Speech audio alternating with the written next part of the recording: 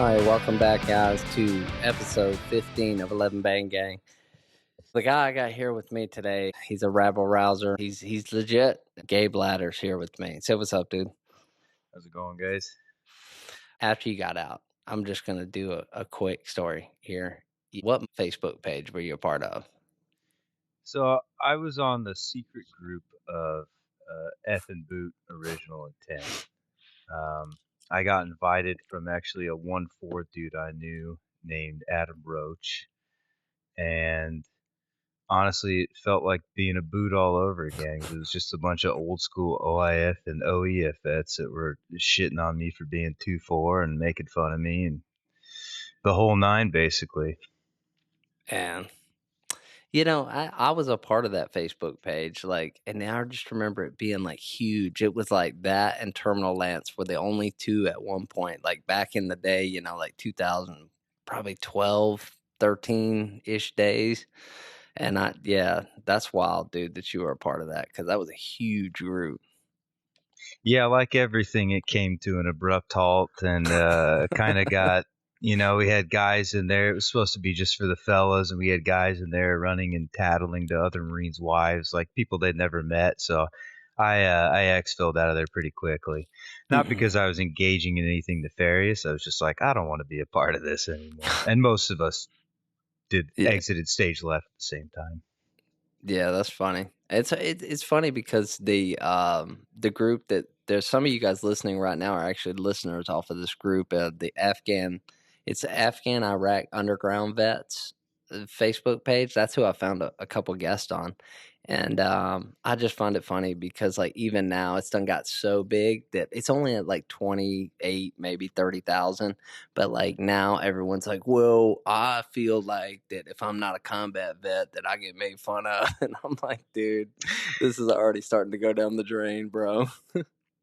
That's a crazy concept to me too, because when when we're in, that is like the ultimate, if you're a pogue, you're nobody, right? Right. Especially to guys like us. And then once you're as far removed from the Marine Corps as we are, 15 years, 14 years, no one gives a shit anymore. Right. As long as you served, I truly don't care. As long as you're not using it to promote a political opinion or hiding under the guise of I'm an Iraq war veteran. Well, are you an Iraq combat veteran? There's specifics that do matter. It's funny. For those of you who have watched it, I've been addicted to Kill Tony lately, and the couple of veterans that come up there, there's been a couple that he's been like, "So what did you do in the war?" And they'll be like, "Oh, don't get it twisted. I was just like a pencil pusher or whatever." And I found that funny. And there was there was an artillery guy the other day, and Tony was like, "So did you hit what you were aiming at?" He was like, "I guess." And he was like, "Wow, how did you not know?" And it was funny because I'm like, we never really told artillery whether they hit what they were shooting at. And No, we were usually ducking. Yeah. Yeah. So I found that funny because I'm like, he's actually telling the truth and it sounds crazy. For the moment, I bounce at a bar here in Lincoln, and I have the younger generation definitely are not shy to come up and be like, "So did you kill anyone?" And I usually give everyone the same answer. I go, "Yeah, 600-700 dudes," and they always do a pause and then a slow head roll over to look at me, and I go, "I'm fucking with you, dude. I'm not serious in any way, shape, or form." That's what I found to exaggerate stuff, and then they're like, "Really?" And I'm like, "No, it's pretty gay, dude." And, yeah, dude. Oh man. Okay, so let's get this on the road. Dude. So, where'd you grow up at? So I was born in Roseburg, Oregon, and then I grew up actually primarily on Camp Pendleton. My dad was a Marine, and then from there we went to Eugene, and then Vancouver, Washington was his last duty station. He was out of Portland, Oregon at that recruiting substation where he actually worked for Colonel Mattis at the time. Shit, really? Yeah. Interesting. Yeah, for those of you who don't know, Mattis is like a lore in the Marine Corps. He's equated to a god in a lot of ways. So, but anyway, okay, so was he combat arms or did he do something else in the Marine Corps? So he was an MP for most of his career. He Okay. was actually before they had me, he was on Oki for quite some time, and then Pendleton at the jail there. I think by Mainside or by the Air Wing. It might have Okay. been back in the day. I'm not too sure. And then a lot of his time was spent as a recruiter. Okay. What did he okay, I'll go in order. So when did you know you wanted to join the Marine Corps? Was this always like a my dad's a Marine and I'm like, yeah, that's what I want to do thing? No, when I was younger, I was pretty rebellious, man. I remember my dad, saying like, "Well, what if there's a draft?" And I was like, "I'll just go to Canada." And we were on the way back from church, and I just saw the rear view mirror pan down with those eyes that every dad gives their son. I was like, "All right, maybe I'll just be quiet, keep my opinions to myself." But for me, honestly, it was after 9/11, and not from 9/11. I was watching CNN. I was watching some reporter who was out there, and behind him, they were lighting that place up like the 4th of July. And I just remember hearing machine guns rip and all this other stuff. And I was like, man, that looks kind of fun. I wonder if I could do that. Like every young man, realistically, it was Yeah. like, do I have what it takes? Or am I just like a little pussy who should continue playing Pokemon? I don't know. Wow. It's funny because the news was the biggest recruiting tool of the war. Like the news literally recruited more than the recruiters did. Yeah, unintentionally, but intentionally for sure. Cause like that was the best propaganda I had into being like, dude, I could do that. That's me. That guy is literally me. Yeah. Yeah. Yeah. So when you joined, you were now, what after 9/11? So you're probably about how old are you? I'm 36. I'll be 37 this year. 36. So you're 1 year older than me. So yeah, okay. So you kind of did you clean up your act in high school, or were you still kind of like a wild child? In high school, for most of high school, I was actually straight edge. I was involved in like the hardcore punk scene. Nothing I would ever tell a whole lot of people now that I meet randomly. You know what I mean? But like Yeah. for 4 years of my life, that was it. That was all. Like I don't listen to other music. I only listen to hardcore. And then I stopped. And funny enough, like I originally actually signed up to be an MP. And then Oh. they came back to me and were like, "Yo, you don't have your license. You can't be an MP," which was like the greatest blessing in disguise of all, dude. Because literally after that, I was like, "All right, I'll just like, is there an infantry job I could do?" And I just went 03 open contract like we all did. Wow. So it worked out because even my first like couple of months being in the Marine Corps, I saw how much people hated MPs, and I was Yeah. like, thank God I was a loser who never got his license at 16. That's wild. Yeah. That's pretty good though. I like that you kind of got screwed out of what you wanted to do and ended up doing something a lot cooler. So, usually it works the other way around. Yeah, But true. yeah, it's funny how many guys joined '03 Open, dude. That's like I guess it's because I knew what I wanted to do, so I was like, I'm going in the recruiting office. This is the MOS I want. I'd already looked it up, I'd already Googled it or whatever. Yeah, I But think my recruiter, like all, was just like, because I originally went in there talking about, like the invasion footage of this and that. And I remember it, I think he just needed to fill slots. So he really sold me on like MPs yeah. being like the backbone of the Marine Corps and like doing stuff, which obviously is not true. That's so funny. He gave you the sales pitch for the Blue Falcons. That's He's a funny. good recruiter. He convinced my dumbass. Yeah, I mean, yeah, dude, I actually got an MP that's gonna be coming on here. Yeah. He did interrogations at Gitmo. He was an interrogator. Oh, And I'm gosh. like, "Yeah, I wanna talk to this guy."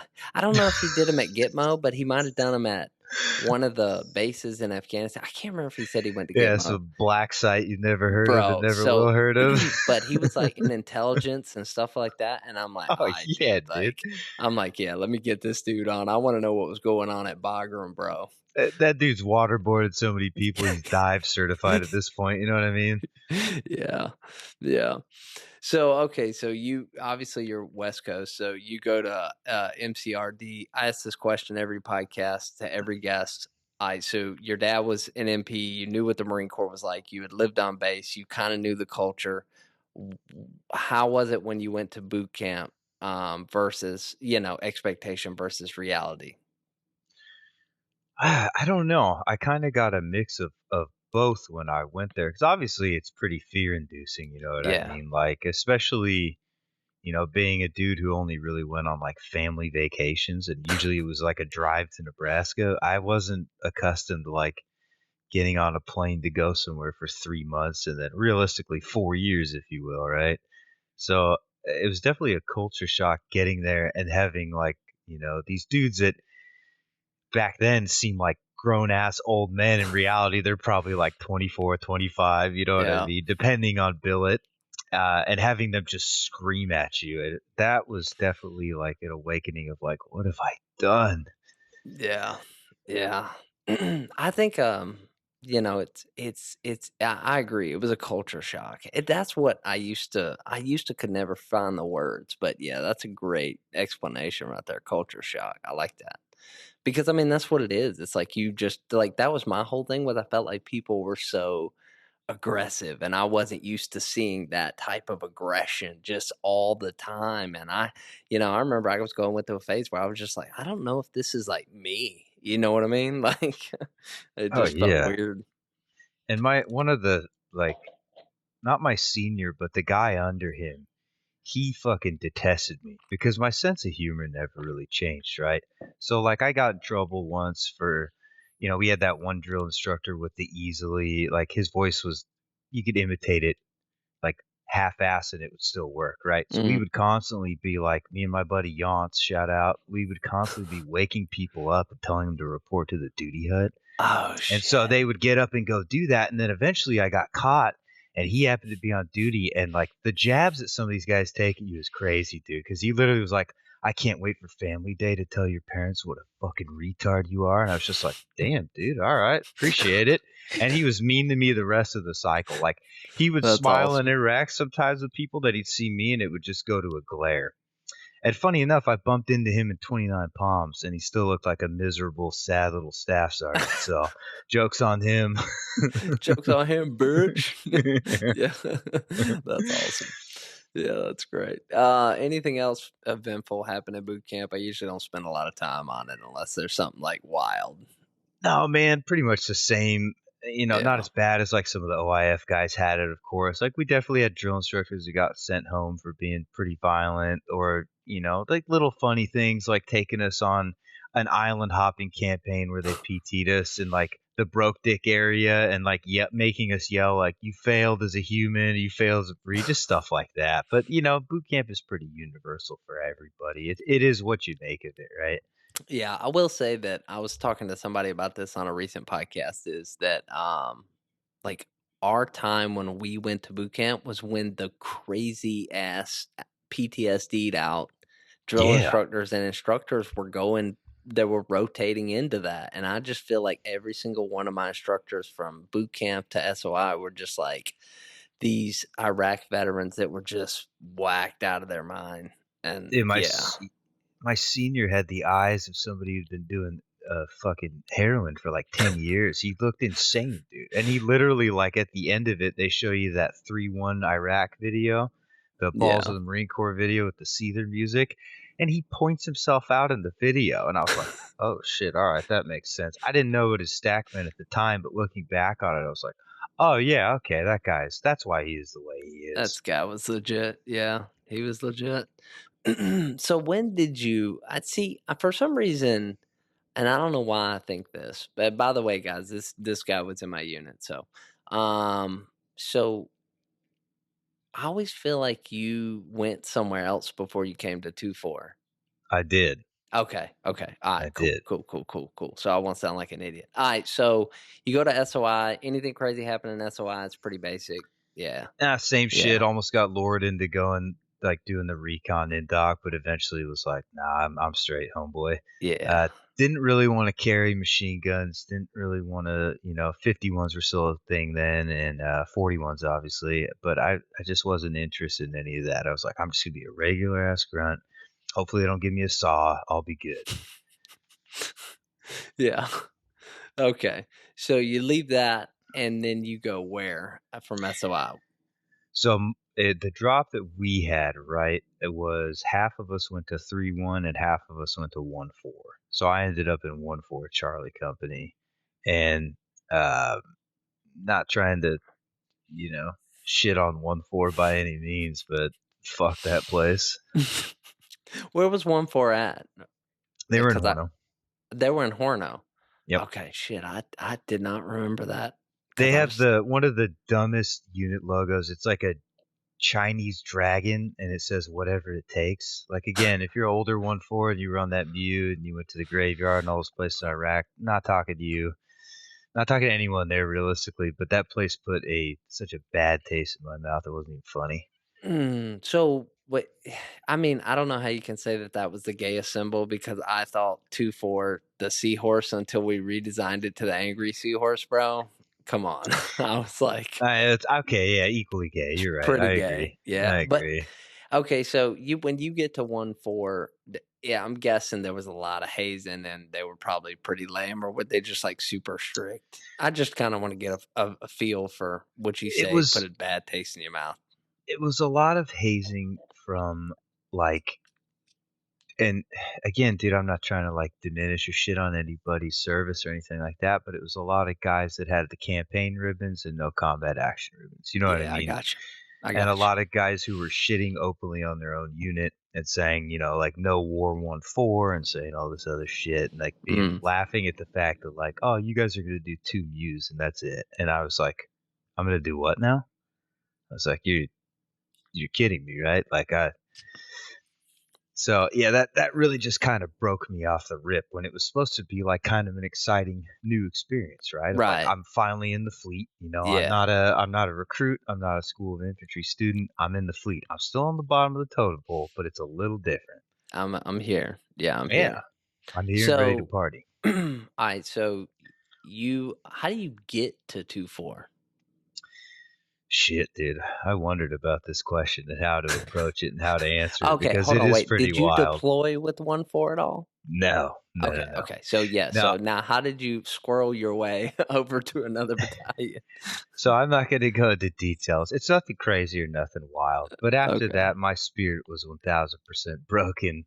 And, fuck it. I mean, we're already here. I was like, you know what? I don't want to do this anymore. I don't want to be in this unit. I'd like to leave in any capacity that I can. So um, I ended up smoking a little weed, right? Hell yeah. And that wasn't by design to get like caught or get screwed or anything like that. But that is what ended up happening, right? Mm. So I pop on a piss test. They decide not to retain me in any capacity. And at this point I've already gone through taps and tamps. Oh, I'm shit. probably like a month away from getting kicked out, right? My old man calls me, and so many people are gonna hate this story with a passion, but I'll make it up with comedy later on, I promise you. So my dad calls me and he goes, "Do you want to stay in the Marine Corps?" And I was like, "Not if I'm here. Not if I'm in 1/4. Not whatsoever. If I can go anywhere else, if I can go to a unit that's deploying, preferably, absolutely." Right. I just thought he was asking me a basic question. So he hangs up, doesn't say shit because he did 20 years in the Marine Corps. He's pretty upset at the whole situation. Oh, yeah. So the next day, I have the Charlie Company CO and first sergeant come in, and their tune is completely different. Before it was like real rude, like understandable, and now it's like all smiles, asking me how I'm doing, and all this Oh, other crazy shit. shit. And I go, "What is going on?" And they go, "You need to get your alphas ready. Tomorrow, you're going to go talk to the First Marine Division General, who was Major General Mills at the time, I believe." And so I'm like confused as all get out. Right? I have Oh, no idea what's going on. I get in my alphas. They personally drive me down there. We go into this building. A bunch of his aides come out, and they're like, when you're talking to him, at any point, if he like raises his hand or like it makes any type of gesture, just shut your mouth, basically. And I'm still just like, what the fuck is going on? So I go in there. I report into him. and I'm just standing at ease, and then he puts me in parade rest, and then we're talking a little bit, and dude, it's like talking to a grandpa at that point. You know what I mean? This guy has been in the Marine Corps so long. You're like, how is this even possible? So he puts on his reading glasses and reads over my stuff, and literally verbatim, he goes, "Says here you were smoking the dope," and then he looks up at me, and I like, everything in me not to like crack a smile at that because it just sounds so comical. Oh my And god. I go, "Yes, sir," just like very quick, blunt answers. And after that, he goes, "All right, well, I had a lot of friends that I personally know call down and ask me to retain you." He's like, "So I'm going to do that." And he's like, "What's going to happen though is you're going to go basically to a FAP. For 6 months, you're going to be on probation. If you don't get in any trouble, and I mean any trouble, we will accommodate you and we will send you to a unit that's going out to Afghanistan."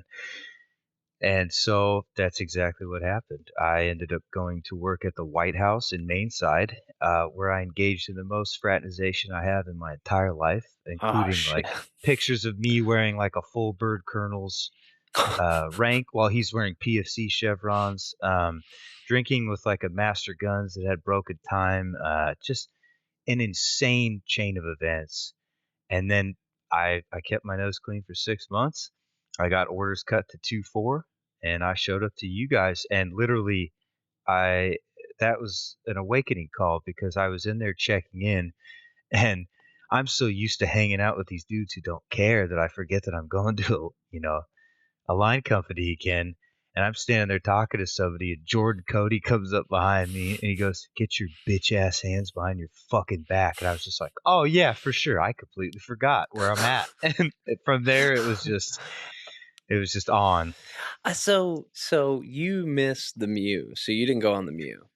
The only deployment I did was our Afghan deployment. Okay, so that's why when you showed up, I thought that the command, and may just be from my perspective, but I thought the command kind of treated you like you were a shitbag, and I was like, why are they treating him like a shitbag? Like, but Because I deserved it. I didn't know where you had come from. I didn't know the backstory. You know, Wow, which is weird wow, because everyone in first platoon knew. I told everybody, did. And you know what? I did deserve everything that all the weird looks, all the like, why the fuck is this guy? I deserved all of that. And that's why I think even at the age I was at, I was basically peers with Dabney, who was my team leader, and a lot of these guys, but I didn't want to be treated as like a security forces dude. I wanted to like yeah. pay for my sins and do it all over again from dudes with actual practical combat experience. Yeah, that is true because I do remember that, and I remember thinking like, "Why is he one rank less?" Like, I always thought you had gotten in trouble, but I never asked, so Yeah. Well, wow. that's so weird that you guys in like I figured like that was pretty common knowledge, to be honest. I may have just been the only weirdo that that didn't know, No, to be no, honest. and I grew on First Sergeant Martinet. I grew on him a lot until I was with like Brock and Bales and Benson and Dabney, and we went out to Big Helen's like a week before we were supposed to deploy, and then Brock put his head through the duty window, and I Mm. was so drunk. I go to my room, I pass out. First Sergeant Martinet shows up there, has a formation, and as I'm walking down, I'm out of it like bad. And he's like, "Do you have anything to do with this ladder?" And I was like, "No, First Sergeant." And then immediately was like, "Fuck, I did have something to do with this." And then he finds out who all was involved.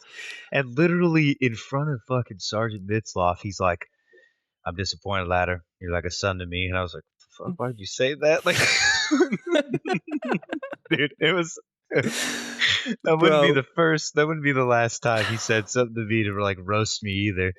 Martinet was a fucking weird character, bro. Like, he had all those tattoos. For those of you listening and have never seen Homeboy here, imagine for a second a tiny man that looks like a bulldog, but he has all these tattoos all over his arms, but they're all spaced exactly apart so that like they're Marine Corps regulation.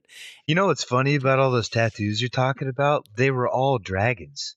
They Really? were. Yeah, dude, because me and Ray and Dabney used to constantly try to mock his voice. No offense if you hear this, First Sergeant Martinet, you were pretty solid.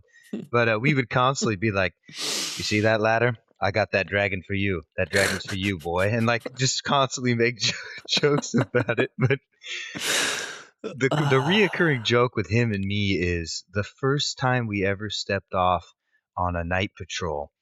I was like in my, like Graves had talked about, my main character syndrome, right? I Yeah. was smoking a cigarette, getting ready to step off, and they tell us we're stepping off, and I flicked it, and I go to turn around, and I just hear from across, like by the CP, basically, "Nice try, ladder, pick it up." I was like, God damn it, dude!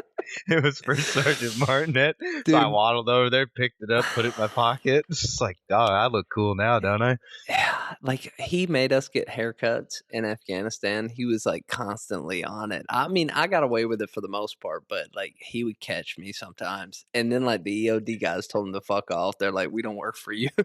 I was like, Oh yeah. "Damn." Those guys were super cool. The second rotation of guys we got, I interacted more with the first, but the second guys were super, super cool. Yeah, yeah, those were good dudes. Okay, so you were 1st platoon, worked did you work you were a Mislov squad? Yes, I was. Okay, so that for the listeners, that's really not gonna matter, but, okay, so you we go to Afghanistan. What's your first impressions of Afghanistan when we Fuck get this there? place. I regret coming here. What's that smell? Why are they looking at me like this? That I talked about joining the Marine Corps being like a culture shock. That was the real culture shock, though. Yeah, Like I didn't realize places could be that hot and that humid at the same time. I didn't yeah, I just that was definitely pretty eye opening as well. And the reality of it was too that like we had a lot of combat replacements at this point. We had dudes from 3-1 that were already there, and they were constantly in our ear being like, this deployment's going to be fucking boring. We're not going to do anything. We're not going to see anything. And so mix that with like being in that country and your spirits are a little broken, right? yeah, yeah. I didn't think about that too, because that's your first time. So, like, even though the MEU, we didn't do anything, we went to, like, 6 different countries. So, You're we still a seen senior Marine too, that yeah. yeah, and then you kinda get used to seeing new places, you know what I'm saying? So it's not a culture shock going, "Oh, this is a different country." Like, it's like you've already kinda done it. So you're like, "Okay, it's gonna be Afghanistan." Now that's I mean, don't get me wrong, it was still like, "Oh, shit, this really is the desert, bro. We're here." So, you punch out with first squad. I guess I'm just gonna let you hit anything you wanna hit early in this deployment. Um Oh, let me before we do that, let me bring you back just a tad bit. Do you remember did you ever hear anything about me like or the tattoo wars that went on with some of the juniors in No. first platoon? Mm-mm. Okay, so you know John Reddy obviously. Oh, yeah. John Reddy is somebody I still keep in contact with pretty heavily. We play video games together and bullshit that way. So we used to go. I don't remember who met this guy, but he was an ESB dude that somebody knew, I think, from back home. So we used to go party at his house, and of course, it was like, it's like, oh, you guys are all shit faced drunk. I have a tattoo gun, and we were like, yeah, dude, let's do that. So John Reddy really wanted me to tattoo Denise Richards' name on his ass. Get the fuck out of here. Yeah, and instead I tattooed Bradley on his ass with the Y like partially in his crack hanging out. And so their revenge to me was they tattooed 7-gram rocks on my left wrist and tiger blood on my right wrist. So I show up to formation Monday, and Mitz and Dabney are like, "Are you fucking stupid?" And I'm like, "I don't remember it. They got me back for something I did to them." They're like, "I don't give a fuck. Leave formation right now and go get that covered up. That's a drug reference on your fucking arm." And I was like, "Oh, awesome, guys. Your fun little prank is going to cost me some money now. I really appreciate it." Oh, dude. God. So Yeah. what do you have now?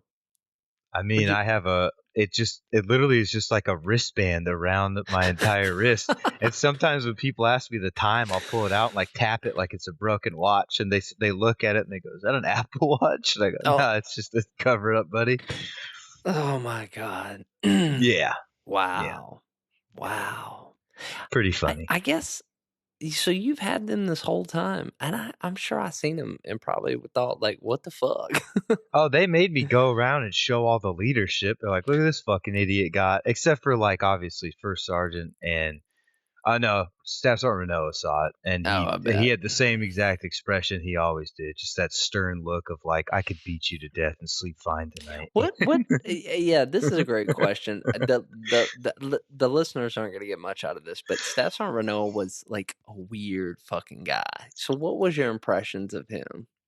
Dude, okay, so I think as a Marine and as an 0369, he is phenomenal at his job, right? He is 1000% like a Marine's Marine when it comes to deployments. Yeah. Beyond that, I think his experience as a junior Marine in OIF really sucked for him, and he was just like, "No, this is how it has to be." Because like even in 29 Palms, we weren't allowed to buy shit from the PX. We weren't allowed to buy Gator. We could buy sunflower seeds and water and like necessities, and that was it.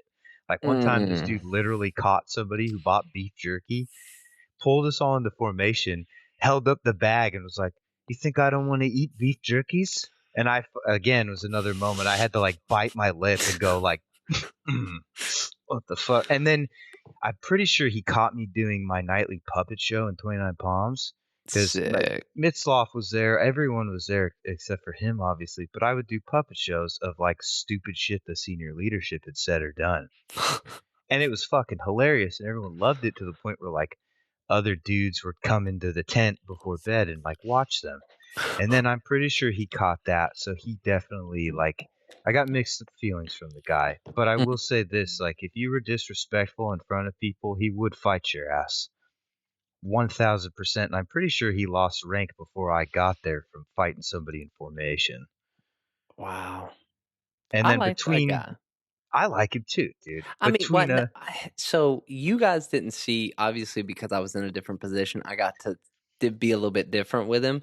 He was a funny dude, but like you guys probably didn't see that side of him. But like, yeah, no, but I don't blame you with the whole thing. So anyway, but that dude, my second platoon sergeant, was such a piece of shit. Like Sergeant Triplet pulled us in one day in the squad and was like, "Look, dude."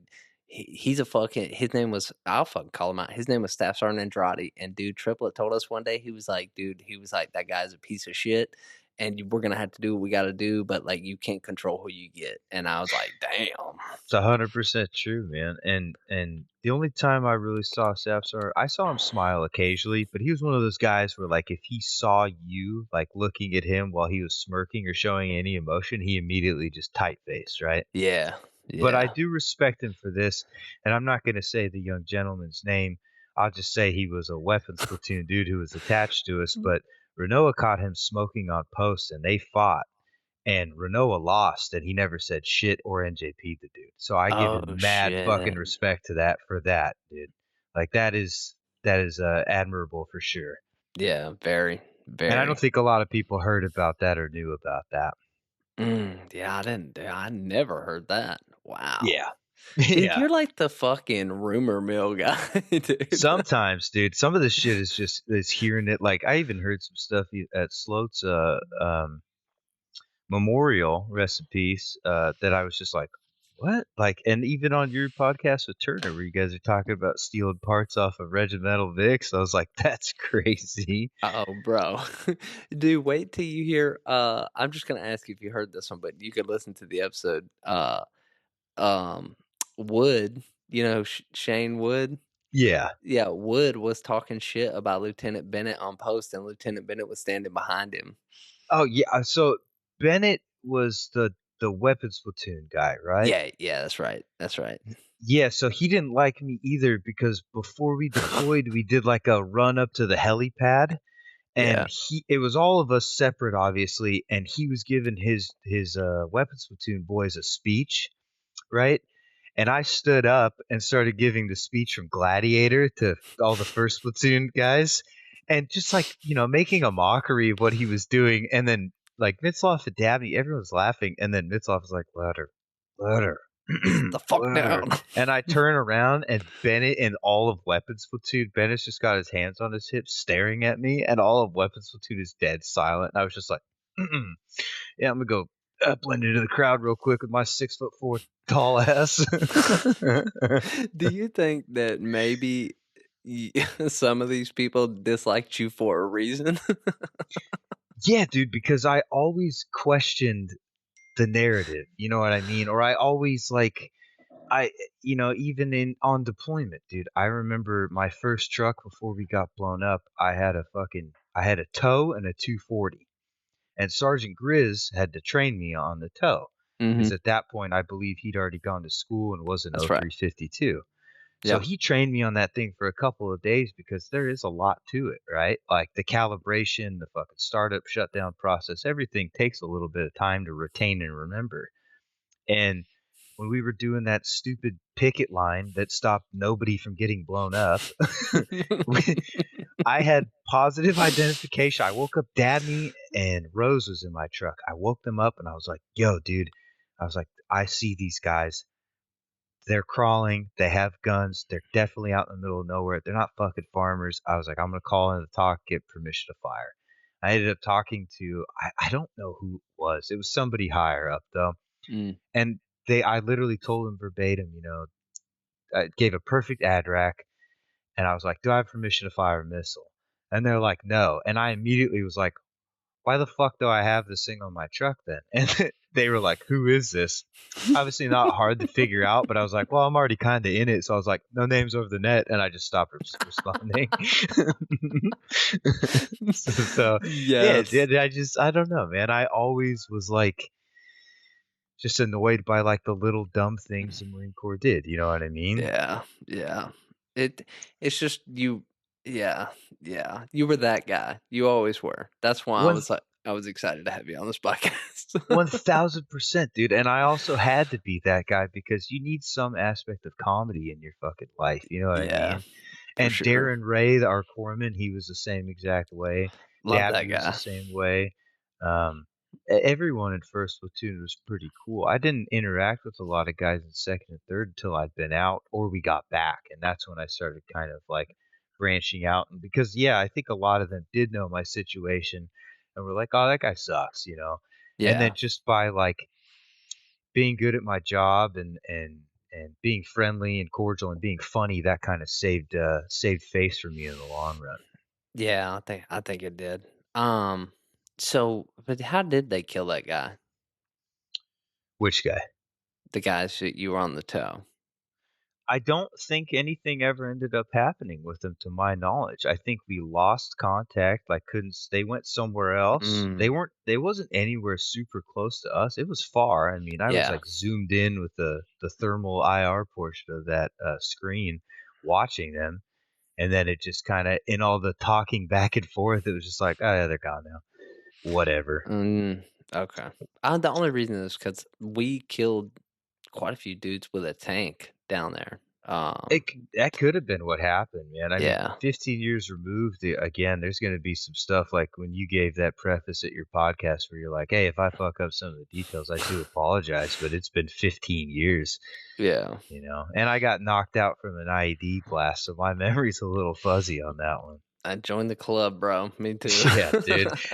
Funny Yeah. enough, actually, I had a hairline like crack in my NVGs, and I was still kind of like out of it when I came to. But I looked through them and I saw that, and I was like, "Oh, that's gonna bug me." So I just smashed them a little more, and got brand new pairs. So- You motherfucker. hey, dude, I'm also the guy in 29 Palms who broke the MG32 or whatever it was.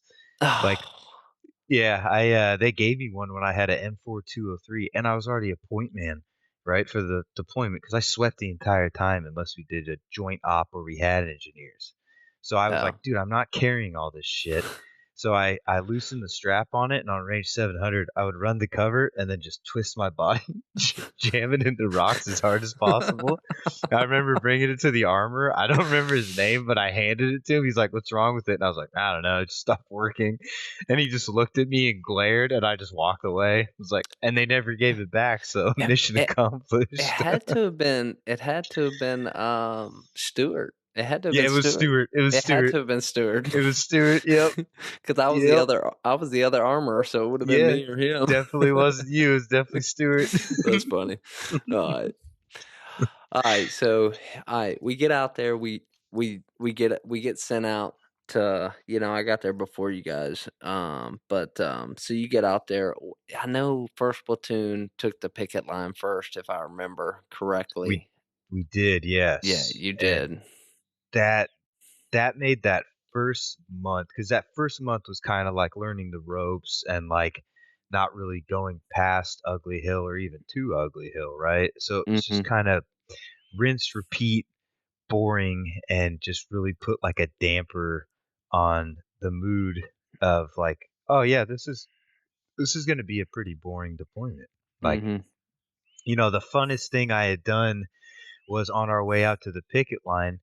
There was like these two kids that were on this corner house up by where we used to park, and every time they saw us they would run out there. Well, one of them was a skinny one and one of them was a fatter one, so I would always throw something and the skinny kid would get to it first, obviously, and then whenever the bigger kid would make it first, I'd throw it past him so his skinny brother still got it.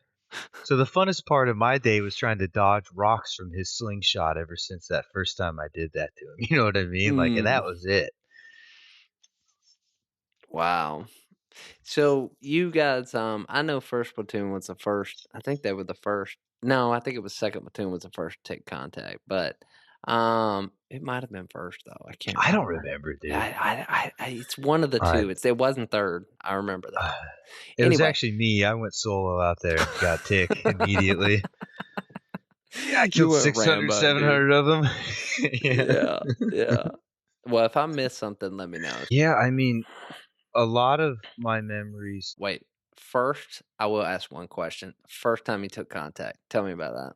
The first time I took contact was the story that Turner told, actually, where like Oh we went up. shit. I was there for that because it was me, Dabney, Huddleston, Durkee, and Rose. That was our fire team. Okay. So I was always in proximity of Huddleston when he was ripping dudes with a 240, which was a common occurrence, honestly. Um, Right. but yeah, that first one, I wasn't in that one a crazy amount just because like we took those. I believe we took more than a couple rounds, right? When he went to shoot at us and Huddleston smoked him, but before that, I remember there being some pop shots and I remember that first time ever getting that adrenaline cocktail, and it took me a couple seconds to be like, "All right, fucking lift your head up, put your rifle up, don't be a fucking pussy, you're not a pussy." But I did, what I mean? It Yeah. wasn't like a frozen condition black type situation. It was definitely like, "This is what you're here to do. This is what you wanted to do. Now do it." Right. Um, so that was what I would say would be the first time we took like a very minor contact. Besides that, I remember a lot of like little ones and like some close calls and our interpreters who all seem to be named after Sylvester Stallone characters being terrible at their job and being like, "Oh, they're gonna shoot an RPG at you guys," and you're like, "Yeah, that happened 5 minutes ago, dude. What are you talking about? Like, we're way past that. And you're smoking hash still."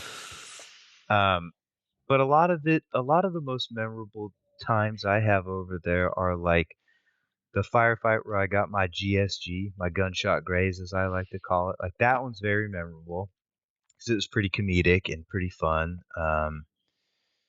That one was just, I think it was after the operation down south. I might bounce around a little bit. I apologize, but we were chilling up in like the Papa 4 X-ray area while EOD was interrogating a Wadi, and it'd been kind of like not necessarily dead, but not at the level of Mama Corette. So a lot of us were kind of like, this is boring. Like, no one's shooting recoilless rifles at us or throwing stuff at us. Like, this sucks. So Dabney and I, we end up patrolling a little. We're satellite patrolling. We end up going a little far, and getting in front of a building, kind of in this like little culvert, if you will. And we're chilling, not thinking much of it. And I go to piss, and of course, it's always the case. Like you're like, I'm gonna take a piss real quick, nothing will happen. As I'm pissing, like laying on my side pissing, trying not to get it on myself, somebody from across the wadi rips an AK in the air, and I'm like, ah, shit, I wonder who they're shooting at. And then right after that, there's just like a machine gun team on the right side of the building, and I believe another team on the left. I don't know if he had a machine gun. They had AKs for sure. And they're just starting to rip rounds like aggressively. And so we start shooting, and oddly enough, I actually end up getting tagged because they set up a sweet little L-shaped ambush, and I was Nice. arguing with Huddleston over who got this guy on the hill. Because to my recollection, I hit him first, and then Huddleston just zipped him from like shoulder to hip, basically. And I'm like, "That's mine." He's like, "Bullshit." We're just like a movie banter almost. Right. And at that point, I feel something kind of like I don't know if I'd say hit my leg or like I just felt something felt off, right? And I kind of heard the thump of it. And what had happened was they shot me from the left side and it went into my cargo pocket. It went through my ESS glasses case, which is what I think made it tumble because I still have the case, the Mhm. frog pants, and I have the blast boxers, and it went through all three. So there was an entrance and exit in the blast boxers, but only an entrance in the pants in the ESS case. Wow. So I think that kind of offset the round and made it tumble to where it only basically like scratched my ass. You know what I mean? But at that point, I didn't know how bad it was or the severity of it because your adrenaline's going a little bit. So I told Dabney, I was like, hey, I took something. I don't know how bad it is. I think we need to displace it, fall back. And right when they saw that, we were starting to like cover as they were trying to tear down the fucking machine gun off the tripod and everything. That's when they really just like elevated their rates of fire. They're like, "Oh, we got him on the run now. Might as well mag dump everything." And that's exactly what was. I remember running back behind this building to check myself out. And at this point, everyone's been notified. Echo 3 Lima's hit or whatever. And so, like, all these groups that were satellite patrolling are starting to come back, see how bad it is, and assist us in this ongoing gunfight. And when Turner comes up, his recollection is the funniest to me because he goes, "Yeah, man, I run back up there to see if you're all right. We just like sprinted to see if you're cool." He's like, "And your pants are down, you're getting bandaged, you have a cigarette in your mouth, and you're just dumping 40 Mike at this position." And I was like, yeah, that makes sense. I was pretty mad. And he goes, yeah. And then you go, I ask you if you're all right. And with a cigarette still in your mouth, you turn to me and you're like, these cocksuckers didn't even have the decency to send me home.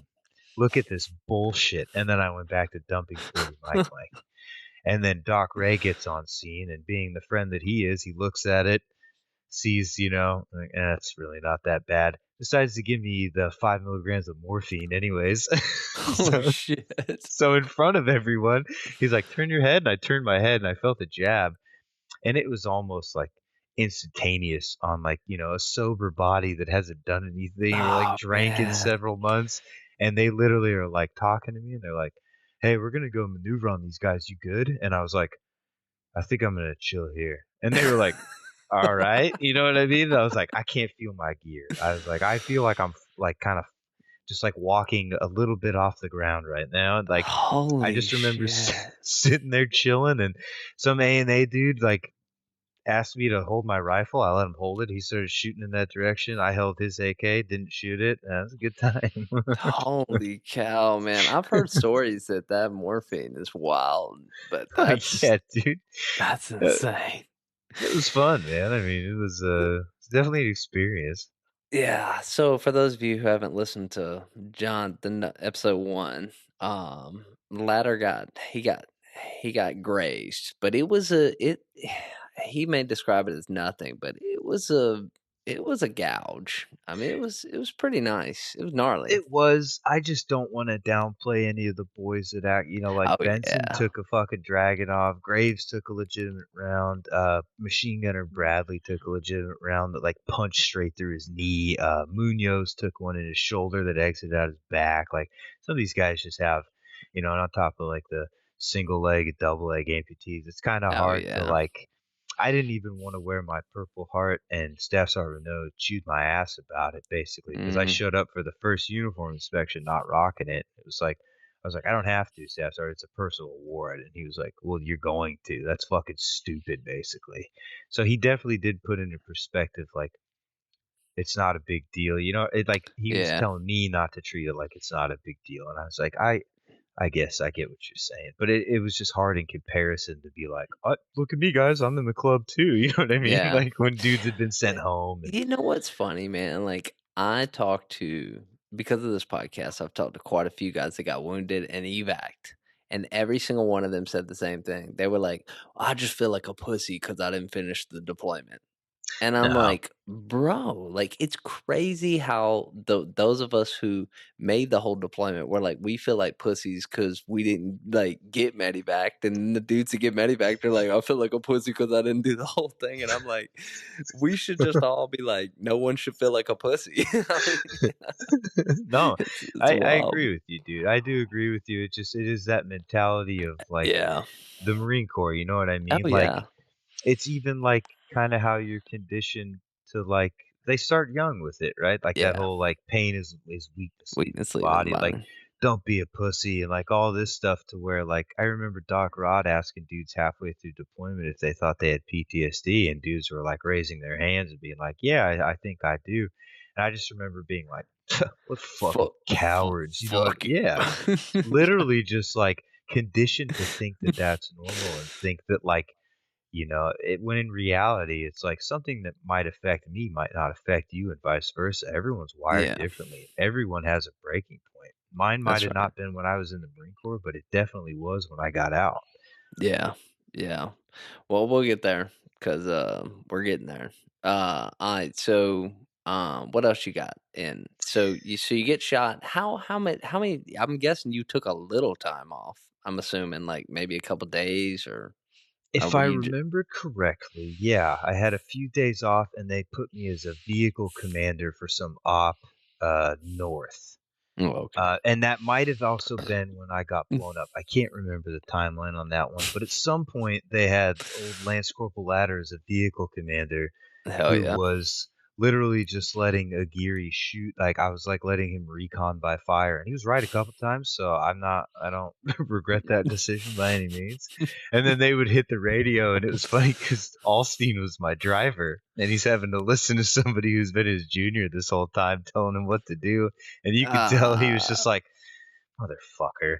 But he let me do my job, and then they'd hit me up like, "Do you have positive identification?" I'd be like, "Oh yeah, I got a couple guys on the roof," and then I just put the mic down and shake my head, be like, "Yeah, no, we don't, dude. We'll find them though. We'll find them, buddy." somebody's gonna shoot back eventually. Dude, Jesus some of the Christ. things I wrote down that really stuck out to me on that deployment in Chigazi was, um, did you ever get to witness the Army female EOD chick that would use the male's piss tubes? No. No, I did not this did not grace me with its happenings. So, given the circumstances of where we were at, like, you could look at this woman and be like, "Oh, shit, just a little bit of makeup and a nice dress, you'd actually be very attractive." Yeah. But it was like one of those women who was like, "I actually need to prove that I'm one of the men, so I'm gonna put such a ridiculous sized dip in the front of my lip like no one does, and then I'm gonna Ah, press my pussy against the pee tubes right in front of you and urinate that way." And I literally remember pissing and just staring at her and just being like, "The fuck is wrong with you?" I dude, I know I wasn't the only one who saw it because I know that's Dabney saw it as well. that's wild. So for those of you who might be like, "What the fuck are they talking about?" Because you never were forward deployed in a place that didn't have plumbing. So we would I think I've described this on the podcast. So if you gotta go number 2, if you gotta take a shit, you shit in a bag and then you throw it in the burn pit. If you have to take a piss, they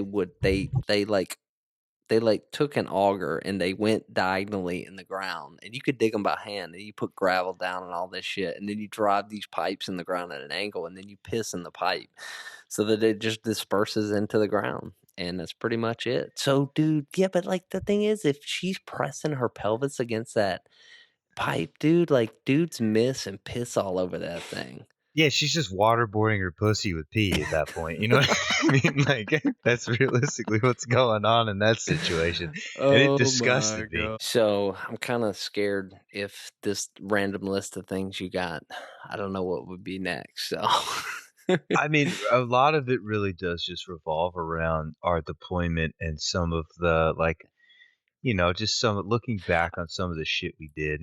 Okay, so I got one, and I haven't talked about anybody on the podcast about this. Do you remember that time somebody made a homemade grenade, like a tripwire mine, and put it in our position? Vaguely, was it in the gym? Yes, it was in the Yeah, gym. okay, I It do remember that. Yeah, bro, it was a tripwire, and it was a grenade taped to, like, a bottle of diesel fluid, and we never figured out who it came from. We couldn't figure out if it was fratricide, if it was one of the A&A guys, we did not know. Well, buddy, I'll let you know right now, you're talking to him right now. I'm joking for any NCIS dudes Holy that happen to shit. casually stroll Bugging. across this podcast. They're gonna swat your ass. Yeah, did we not have any type of, like, surveillance on the No, actual cop? no. No, so it literally coulda just been fucking anybody. Yeah, yeah. I think we checked the G-Boss footage, but it wasn't panned in that direction, and so we couldn't see it. Yeah. Dude, I actually gave one of the A&A dudes whatever model iPhone I had when we left. I pulled my SIM card out and gave it to him because he was such a fucking cool individual who spoke a little bit of English and really picked up on American humor to the Yeah. point where he would come up to me. His name was Mohib Rahman. He would come up to me and he would go, "You blowjob John Reddy," like telling me I sucked John Reddy's dick, and he would do it to like Turner and everybody else, and the dude was insanely fucking cool, man. Did you ever meet the interpreter we had that was, like, 16 years old who used to say he was gonna go to California and fuck bitches? Did you must not remember No, that guy, dude, no, he oh was my god. 16. Dude, he looked like he was 16, and he used to be like, "I got, like, so many more deployments to do," and he would show us the pictures of the ugliest chicks from America, and he used to be like, "Yeah, Imma go to California, and I'm gonna fuck bitches, dog," and, literally the only he learned all his English from, like, rap songs, and, dude, he, we told him, we were like, "You'll have no problems, dude. Like, the chicks you're showing us, bro, you're gonna get plenty of bitches, dude." They'll love you, dude. They'll eat you up. Oh my god, it was From wild. chai boy to player in California is pretty crazy, dude. That's a wild transition. Um, Ah, do you remember how rough it was in the wintertime with those space heaters always going out? yeah, yeah, Okay, yeah. so ours went out in the middle of the night one night, right? And Dabney wakes me up and he's like, "Get your fucking shit on." He's like, "We got a mission." I'm like, "What the fuck are you talking about?" So he leads me. It's like me, him, and I want to say Ray and Brock. I'll just throw everyone out there. We end up going over to where fucking first tanks like leadership tents were. We didn't know Shit, yeah. necessarily whose it was, but we get up there on their space heater and we see their battery and Dabney's like, "All right, pull it." And right when I pulled it, I tucked it under my arm and just sprinted across that dead space past the fuel pit and back into our tent. We spray painted it real quick, put it into our shit, disposed of our old dead one, and then their fucking leadership came to third squad's tent and started reaming the fuck out of Sergeant Oh, Smith and all those guys shit. and blaming them for doing it. And then First Sergeant Martinet went in there and was like, my Marines so steel. They have honor, courage, and commitment. Meanwhile, we're snickering as our tent's warming up, being like, "Yeah, for sure, dog. Honor, courage, and commitment this, buddy." Oh my god. So, for those of you who weren't there, it snowed when we were in the helmet. So, it was, like, super hot when we first got there, and then it fucking snowed, dude, and so it was super cold, and those heaters were very finicky, and I fixed ours. Like, I did something to it and fixed it, so then people started bribing me to fix other people's because it was a I mean, it's a big deal. Because so for those that don't know, we lived in, like, tents, but these wasn't insulated tents, they were just basically tents on a platform, and then you have, like, a cot, like a green little military cot that's got no insulation or padding, and, you just slept on that bitch for Mhm. 9 months, that was it. Dealt with the mice and fucking just Yeah. bit the bullet on that one. That was fucking terrible. Yeah. But you know what? At least we didn't have, at least those donkeys didn't last long, right? The Oh ten my the god. $10,000 we spent on donkeys. So, Wood tells me that they died. That what? Ours Ye didn't. Ours just got away. Ours almost took Jensen for a ride and got away the first time we took contact with him. Oh, shit, really? Oh, yeah, that thing was they were Damn. not about that. And donkeys, anyone Yeah. who's been around farms or like usually people use donkeys to protect their livestock because they're some pretty vicious little creatures, dude. And if you don't have like a decent relationship with them, especially an Afghan donkey, you gotta Yeah. assume it's dumber than an American donkey at that point, right? Probably been sexually assaulted. It's not wanting to carry your MREs and rounds, so that thing took off, and we were like, "Oh, there goes all our food for this movement that's taken 10 times longer because of this Oh stubborn my jackass." holy shit, I didn't know y'all lost them. Man, We I lost wonder we only where had the 1. We only had yeah. 1.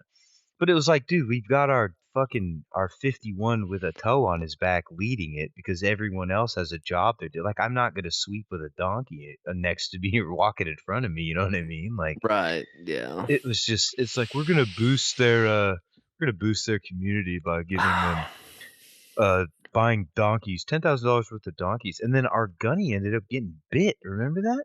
Oh, Gunny yeah. Thompson got bit, had to go and get the rabies, Y Yep. boosters, which I believe the Marine Corps does the old way, so all in the intestines.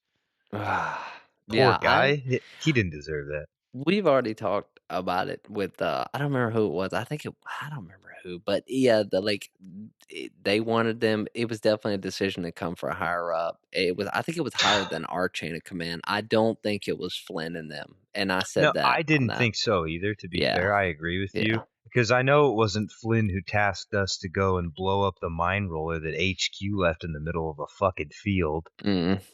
A functioning mine roller that just got stuck, by the way. And we had to pack out TNT, C4, and a bunch of shit with EOD, and obviously EOD couldn't carry it, and it was a movement we did, so everyone was just loaded up with all this explosives. Took them like an hour to rig it, blew it up, and then immediately started taking fire. Like, that was the day that Dabney got hit in his camelback. That was the day that they just shot at us the whole way out of that town while we were bounding back kind of fighting, and it was for such a stupid reason, dude. That was such a dumb mission. Like, I would have had more respect if they were like, "All right, Battalion CO left his favorite comic book out there. We've got to go recover it." I would have been like, "Fucking ain't right. Let's go." Let's go get this bitch. Yeah. That's Did funny. you did you ever go to Zoltan Rabat and meet the commander down there? I don't remember. I don't know. I I don't think that know. out of all the Afghan nationals that I engaged with, especially with the police, man, because the police were so hit or miss, it wasn't even funny. You know what I Mhm. mean? They were either normal dudes who came from Kabul, or they were born and raised in Helmand, and they were into some freak shit, 1000%. Like, one of them raised a weapon towards me, not very far. He didn't go across the plane of me feeling the need to point mine back at him, but he comes over to me as we're doing like a cordoning something off, just pulls out a cell phone and starts showing me a compilation of different animals being violated. And I Oh, was like, shit. I slapped his phone out of his hands, which caused a bit of a ruckus, obviously. And he spazzed about that. And I was like, dude, what's wrong with you? Don't ever show, like, he didn't, obvious language barrier. But when we got to Zoltan Rabat, those guys were very adamant that they were like, no, no, no, we're all from Kabul. We don't have chai boys. We're all married. We do not engage in stuff like that. And the commander of that place was an older gentleman who fucking loved me and Turner, right? So Mm. Barrett and all these guys are trying to get info and talk to this guy, and he doesn't want to affiliate with anyone but me and Turner, to the point where every night he's cooking us dinner. He's bringing us into his area with his men and an interpreter, and we're talking. come to find out, he's talking to us and the interpreter's telling us, and he looks at us. He says, I'm this many years old. I can't read or write, but I've been fighting since I was 15. And then proceeds to show all these bullet holes he has on his body. He had a graze on his head. He had a Oh bunch in his shit. chest and stomach. This dude was fighting with the Mujahideen against the Russians. And he fought Wow. against the Taliban as well. And he was one of the coolest older men that I've ever met in my life in that country. He offered me a PKM to take home. Barrett told him no. I would have tried. I would have Yeah. at least like disassembled it and fit as much in my south mouth as possible. Yeah. And then he offered me, he's like, I have 7 daughters. You can have one of my compounds and you can marry whatever one you want. And I was like, enticing, but And no, I think I'll yeah. go back to California and I'll go back to America. That's wild, dude. Yeah. Wow. Yeah, he was a very cool individual. I respected him a lot. Man. And that's the sad part is if you look at it now, it's like those guys are probably not even there anymore, you know?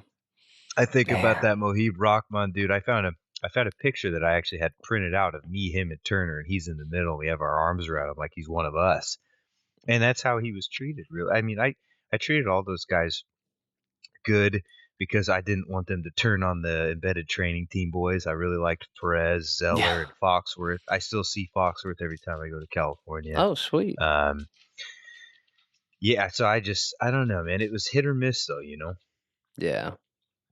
Yeah, Did for you ever sure. meet the guy at Shergazi that spoke fluent English? Yeah. Yeah. Okay. So we had dinner with them, and my dumbass is like trying to break, the language barrier by basically doing like spirit fingers and being like, rain? It's gonna rain soon? And he goes, yeah, it normally starts raining around this time of year. And I was like, oh my, of course. Of course it's some guy who speaks English, and I look like a jackass now. Yeah, I don't remember what that guy I don't remember much about him, but I He went do to remember. school in New York. Okay, Yep. okay. Yeah. Wow. And he left because our chain of command kind of exploited that and wanted to use him as a terp more than anything. And he wanted nothing to do with that. He's like, I'm here to fight for my country. Yeah, I remember he had a Dragonov, and he was a pretty like ballsy dude from my recollection of Mm, like certain times I saw him in combat. But he left very quickly and went to an only ANA unit. Didn't want to do anything to do with us. He's like, I'm sick of people trying to use me as an interpreter because I can speak both languages. interesting. I didn't know that because I do remember seeing him around and then he was gone, and I Yep. never knew why. What's one point in Afghanistan that you were like, "Oh shit, this is it, bro." I think a lot of people would say Mama Carez, and to me, Mama Carez was fucking wild. But for me, I felt so invincible. Like I felt like nothing because of all the shit that we'd been through and all the shit that we'd seen and getting blown up, and even close calls of like stepping on IEDs that weren't wired up properly and stuff like that. I think for me, it really was uh, taking that gunshot graze, as I call it, that really opened my eyes and made me go, "Oh yeah, I'm not invincible. Like I am a human, and I can be crippled by this shit out here just like anybody else." Yeah. Um, I will say, Mama Carez was intense and was the craziest thing I've ever experienced in Afghan. But as far as like fear or like panic, it definitely was that day. I think it's February. I don't know. I want to say it was Valentine's Day that I got graced. Mm. It might have been either the 12th or the 14th. I don't know. I'm not pulling the warrant out. It's in a fucking box somewhere. Um, but yeah, that was my like come to Christ. Like, oh yeah, I can be touched out here just like anybody else. Yeah. Yeah. I mean, that's a good point, I mean, you get to a point where you're just like, "Yeah, this is the real deal." So, you when you anything else crazy happen in Afghanistan you wanna talk about?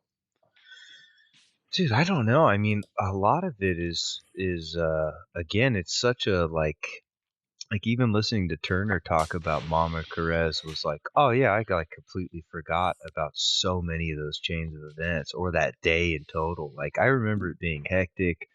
I remember some key moments, like I remember McClung smoking a dude pretty close, Renoa smoking a dude pretty close. I remember peeking my head over somewhere after Alstein did, and the same thing happened where it's like a round hits right afterwards on the side of the Shit. wall and shit like that. But um, as far as like some of the other engagements we got, like I don't remember a lot of them, man. I Mhm. truly don't. Like it seemed to be a frequent thing for a portion of the deployment. It seemed to happen so often that they kind of just roll into the same events, right? Like Yeah. I don't know if that makes sense to anybody else, but again, it's also like 15 years away from it and not really portraying it to like normal civilians, only really talking about it with the boys. It's hard to remember a lot of shit. Yeah. Yeah. No, you're right, man. I mean, the problem is usually, like I was telling you earlier off the podcast when we were messaging, it's like a lot of guys will be like, "Damn, I remember that, but I don't remember it now." It's like Yeah, I remembered it after we did the episode or whatever. So, yeah. So you leave. We get back in 2012. When do you get out? When do you EAS out of the Marine Corps? I got out November 19th, 2012, but I still had to go back to my parent command. Anyway, so you still had to go back to your parent command. So we get back, you go back. How long do you spend there? I wasn't there for a crazy amount of time, but the reason I went back was because of that new gunny we got in Echo. That fucking drill instructor dude who couldn't let it go, who was having like all the married dudes stay in field day and was treating everyone like Oh, boots. You know what I'm talking about? do you remember his name? Because I don't. I think I No, was dude, I gone. don't, but I'm pretty sure he got, if I'm Ah, thinking of the same person, I'm pretty sure he ended up getting separated for an inappropriate relationship with a PFC at his next duty station. oh shit, boy. Yeah. Let me confirm that before I just throw that out there, but I'm almost 100% positive on that one because Yeah. another buddy served under him and didn't like him either. Mm, yeah. See, dude, like because I was late moving, I like got back, started checking out, and I was gone because I had to be in Miramar quick. And so, yeah, like I was just kind of, and I was on my way out the door. I didn't give a shit about nothing. I was just like, whatever, dude. You're You like, ain't I'm telling going me to shit. greener pastures right now where people are actually going to be like, we're Marines, but we talk to each other like we're human beings. Yeah, yeah. I'm gonna tell you, Literally. the air wing was like that, man. Like that was the crazy part. Is like it was the wing was like when you got well, when you were fapped out, like at the White House, it was the same way. Night and Like day. yeah. So now, don't get me wrong though. Like the wing, like with the mechanics, we were still if we would treat you like a boot if you couldn't hang out after work and drink and come back into work and say, "I sergeant." Like, you know what I'm saying? Like if you Yeah. can't You'd remind people. if you can't separate those relationships, but dude, I'm gonna tell you, I took a party bus downtown San Diego with my gunny and we had a fucking wild time. And Yep. but he trusted me that I could come back into work and be like, "Yeah, guns." That's. Yeah, So, understood, Gunner Sergeant. Like, yeah, there does have to be that. I think it's good to have a relationship like that, and I think I respected Dabney a lot for that exact reason. Like, yeah. towards the beginning of that deployment, he really eased off and was like trying to get to know people on a personal level, right? And like kind of connect with them, because realistically, like, you don't want to have someone covering your ass that despises you. You know what I Yeah. mean? Like, Yeah. I mean that Rose never got that. Rose just got beat up by Dabney a lot, but for just reasons. Um, Right. but yeah, so I'm sorry to jump around so much, but yeah, I go back to 1-4 and I regretted it immediately. Oof. I get there and I didn't check in alphas or anything like that because they cut me orders like immediately for that same day, right? So I show up. They're all on their MU. They're on the 31st, I believe, and I check in with this dude who's got like a fucking star on his Purple Heart, 2 stars on his combat action ribbon, Oh, and he shit. immediately starts treating me like I'm a boot, dude. Like immediately, right?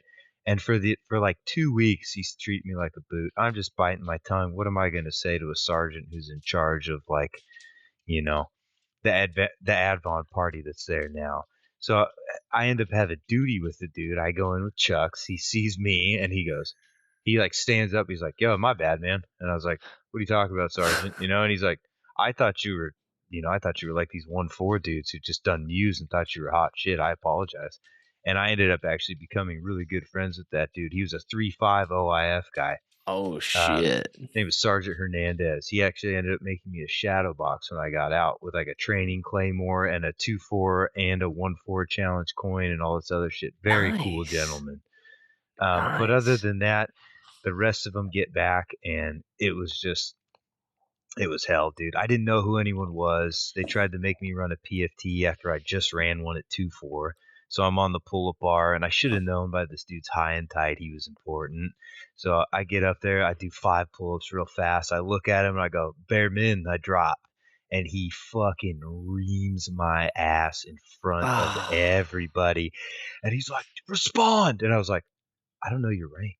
I'd never seen this dude before in my life, but he's like, "Gunnery sergeant." And I'm like, "Roger that, Gunny." And he's like, "Gunnery sergeant." I was like, "That's how it's gonna be. Understood. Gotcha." Oh. And from that point forward, like he tried to level with me and be like, "I'm just like you. I've seen some shit too." Saw him in Chuck's, liar. Absolute liar. I'm sorry, dude. If you're a gunny and you manage any of the infantry with one B billet, and you manage to dodge like any type of combat, you're doing something wrong. Don't Yeah. take it out on me. Yeah, bro, that was the crazy thing, like, when I went to the wing, I got so much, like I got so much respect that I never asked for because, like, when I was in Chuck's, dude, like, there would be, like, gunnies that were like, "Damn, dude, where have you been?" And I'm like, "The infantry," and they're like, Yeah. they're like, "What the fuck? What are you doing here?" And it was crazy, man, like, it was wild. Yeah, it's funny how, like, it was wild because when I first checked in, my gunny looked at me and he was like, "Why did you come here?" And I was like, "What do you mean?" And he was like, "Why are you here?" And I was like, and so he was like, "You want to be a mechanic?" And he was like looking at my service record. So he was like, "Bro," and he was like, "Listen, just don't kill any of my guys." And that's literally what he told me. I I don't know was if like, it's true, "Okay." but I heard that there's actually a cooldown period if you wanted to go to the Air Force from Marine Corps Infantry.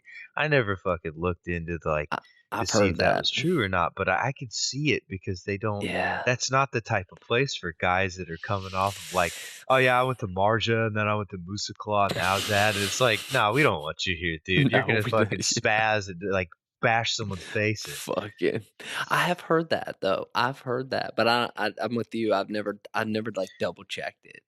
Yeah. No, Yeah. no, I So, I never looked. okay, so you check out a 1-4. What do you I just imagine knowing you, you motherfucker, that you had no plan. So I'm guessing you just got out of the Marine Corps and you were like, "Yeah, dog, I'm smoking weed, dude." Yeah, I mean, that's exactly what I did. I actually, didn't I quit weed here a couple months ago because I don't Oh, think good it's for you. beneficial for me or my life. I think it was a crutch that I was using for many, many years. Um, yeah, I got out and I went back to Portland, which is just like a, Sodom and Gomorrah-esque type place, if you will, and I bounced in strip clubs, and I drank and snorted and womanized for many years until I finally went and got some help. Mm, Realistically, I think that's a tale as old as time with a lot of us, right? Especially if you come out of there not being a family man. Like if you yeah. come out of there a family man, there's a little bit more of a drive to be like, no, I need to figure this the fuck out because there's numerous people that are depending on me.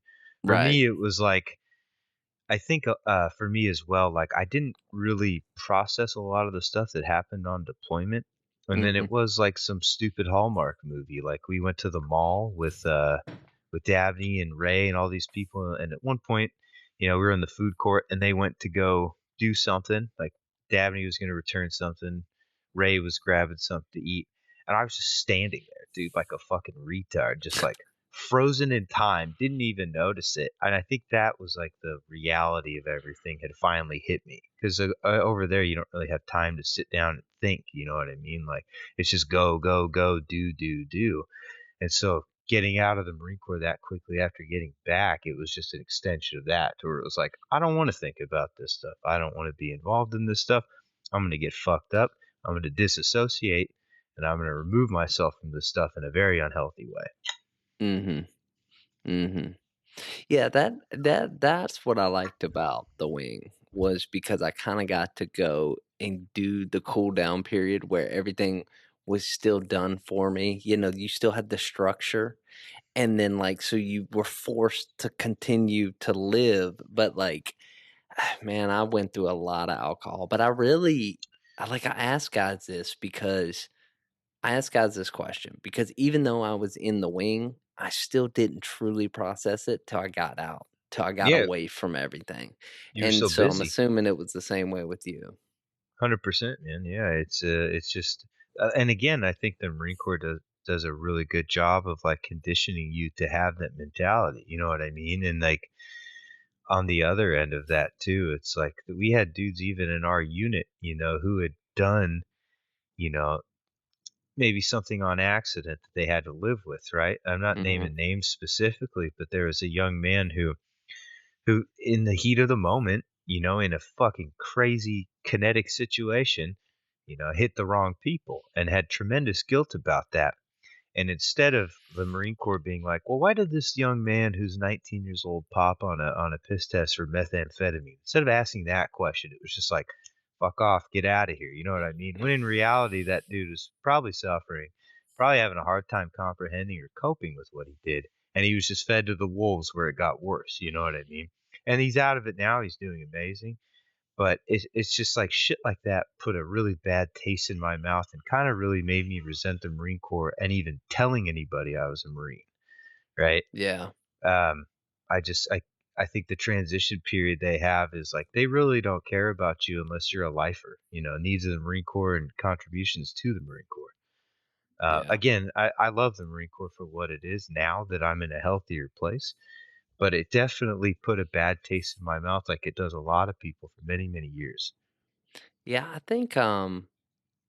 I think that was the more I talk to you guys and the more stories I hear, the more I've come to the conclusion that the the drug abuse was a symptom of PTSD in the ranks. And so what happened is they really didn't think it through because like you said, people started popping and they popped on the piss test, popped on this, and then the Marine Corps was like, why is this happening? Well, we have to crack down harder.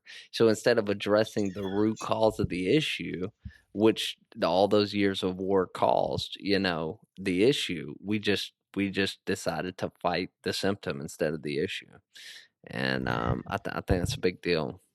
Yeah, it's honestly pretty sad, man. I mean, even like the amount of friends, like at this point, shit, dude, I think I'd lost more friends between both units to either, work accidents, or rest in peace Gibson, Sloat, and there's some others in there too. I know they lost Mhm, their first sergeant that was on them with that Mew. The guys that were kind of I considered my peer group. Their second deployment, they ended up losing their first sergeant, I believe, to suicide, and at this point, yeah, I've definitely lost more friends to suicide or reckless accidents, if you mhm, will, from living that life and chasing that high than we did on deployment as a yeah, whole battalion, and that's a bummer too, for sure. yeah, yeah, definitely, and the problem is, like you said, that high risk activities, even the guys who didn't die by suicide, they usually some of those guys died by, like you said, putting themselves in a position that they shouldn't have been in because they were trying to, like you said, chase that high. It's like that So "fuck it" mentality. yeah. Oh, yeah. So you go back to Portland. You said you basically drowned in booze and other substances for a while. What point did you well, I guess okay, I'm gonna ask this question because I know you've been banned from Facebook like 400 times now. I don't Oh, even yeah. know how you have enough emails, I don't but know either. so because of that, is this the same time that you're doing the mod work for In F and regards boot? In regards to that capacity, I was more of like in the secret group and kind of like voting on stuff. I wasn't directly moderating the page, but it was like we would vote for moderators and people would step up for it. but it was more like the close-knit group, I would say, of F and Boot, But right? was To that where it during was this like was yeah, that yeah, it during this was time? yeah, I got vetted into there, I wanna say 2014, I think? Okay. Um, Okay. and it ended up being a gentleman that was in 1-4 Charlie Company that I had never met when I was there, who was technically a senior too, and he lived in Vancouver, Washington, where I was Oh, living at the shit. time, and we ended up connecting and becoming really good friends, and he was like, "Hey, you wanna join this group?" And then I got Dabney in there, and I think that was around that time is when it all kinda fell apart, but Now, do you think you joined that group because you were, like, looking for that, like, "Oh, these are all vets, and I can kinda talk to all vets again." You know what I'm saying? Like, it's that kinda camaraderie that you're looking for that you don't have anymore? yeah, I think a lot of it was, like I think realistically, at the time that I was in there, it was a lot of dudes who were in the same boat, right? It was a lot Mhm. of degeneracy. It was Yeah. a lot of like enabling. And like, at that point in time, that was probably the only group of people who were like co signing on the stuff I was doing because they're like, oh, that's so cool. Like that guy's hanging out with fucking hot strippers. I've always been a reacher. All the women that are with me are settlers. You know what I mean? Like, I'm the ugly one in the situation, and they're the good looking ones. There could be nothing in between. But yeah, it was just like a ego stroking. You know what I mean? That's Like funny. dudes just being like, "Yeah, this fucking cool. This guy's life is sick." And in reality, it was like just miserable, dude. To the point where being sober was like hell on earth. Yeah, the only reason I asked you about that is because I kinda wanted to get your mentality at the time. So, you're doing all this I mean, how many years did you go through that before you're like, "Okay, yeah, it's time to." So I ended up losing a dude who was like my my my shining light in a fucking dark world, you know what I mean? Like this was somebody that I looked up to that had been through the similar shit and was kind of dealing with the same struggles. He was still in the Marine Corps though, and he ended up getting an injury, and then he ended up getting addicted to painkillers. And he went to his command and was like, "Hey, I have a serious problem right now. I would like to do something about this. I would like some serious help, like mental health help and substance abuse help." And they completely fried him, NJP'd him, put him in like he was married with children. They put him on like barracks restrictions, and he unfortunately ended up taking his own life. And after that point, that was when it really like unraveled 1,000 times more than it had. Like, you know what I mean? Like at that point, I was like, well, fuck, dude. Like, if he can't handle this shit, like, can I handle this shit? It Right. was a real like a moment of so in my not so it wasn't a proud moment by any means, but there was a point where I don't remember a whole lot of it, but I was hammered drunk. I had my fucking Kimber on me. I was at a Halloween party, and I was like, this is before like Uber and shit. So I was just kind of like, I was like, I'm gonna walk home. And halfway through, I guess I like called 911. I was like, yeah, there's a guy out here with a gun, like calling on myself. Oh my god. And so a bunch of these dudes respond. Fortunately for me, and I will say it fortunately for me because like in the end, like I'm so glad the events that happened. My dad was a local PD, and my a bunch of them knew me, right? So Yeah. them kind of bringing me back to reality by being like, think of your mom or think of your dad was just like exactly what I needed at that moment. And I was held obviously for a short period of time. And then obviously waking up like sober and being like, "Oh, what the fuck? Like what? What are you talking about?" Like that was when it really clicked to where I was like, "All right, man. Like how you're living is dog shit. The Yeah. people you're affiliating with, the womanizing, like all the anything you're not you're not following Christ in any capacity. Um, you need to go and do something about that." So that was when I actually started doing like therapy and counseling. And I'm not a big fan of like spoken therapy by any means. I am a big fan of EMDR. So I guess to any veterans that hear this that are struggling, I would suggest going that route, and the VA will do it. And that doesn't involve talking. You can literally just it's a pretty crazy concept, Okay, but it explain is very EM. effective. Yeah, explain EMDR because I've never heard of that. So EMDR is it's eye movement desensitization and reprocessing, right? There's phases to it, if you will. And a lot of it is just triggering stuff in your brain with like lights. And it sounds like some straight up hippie rave mumbo jumbo.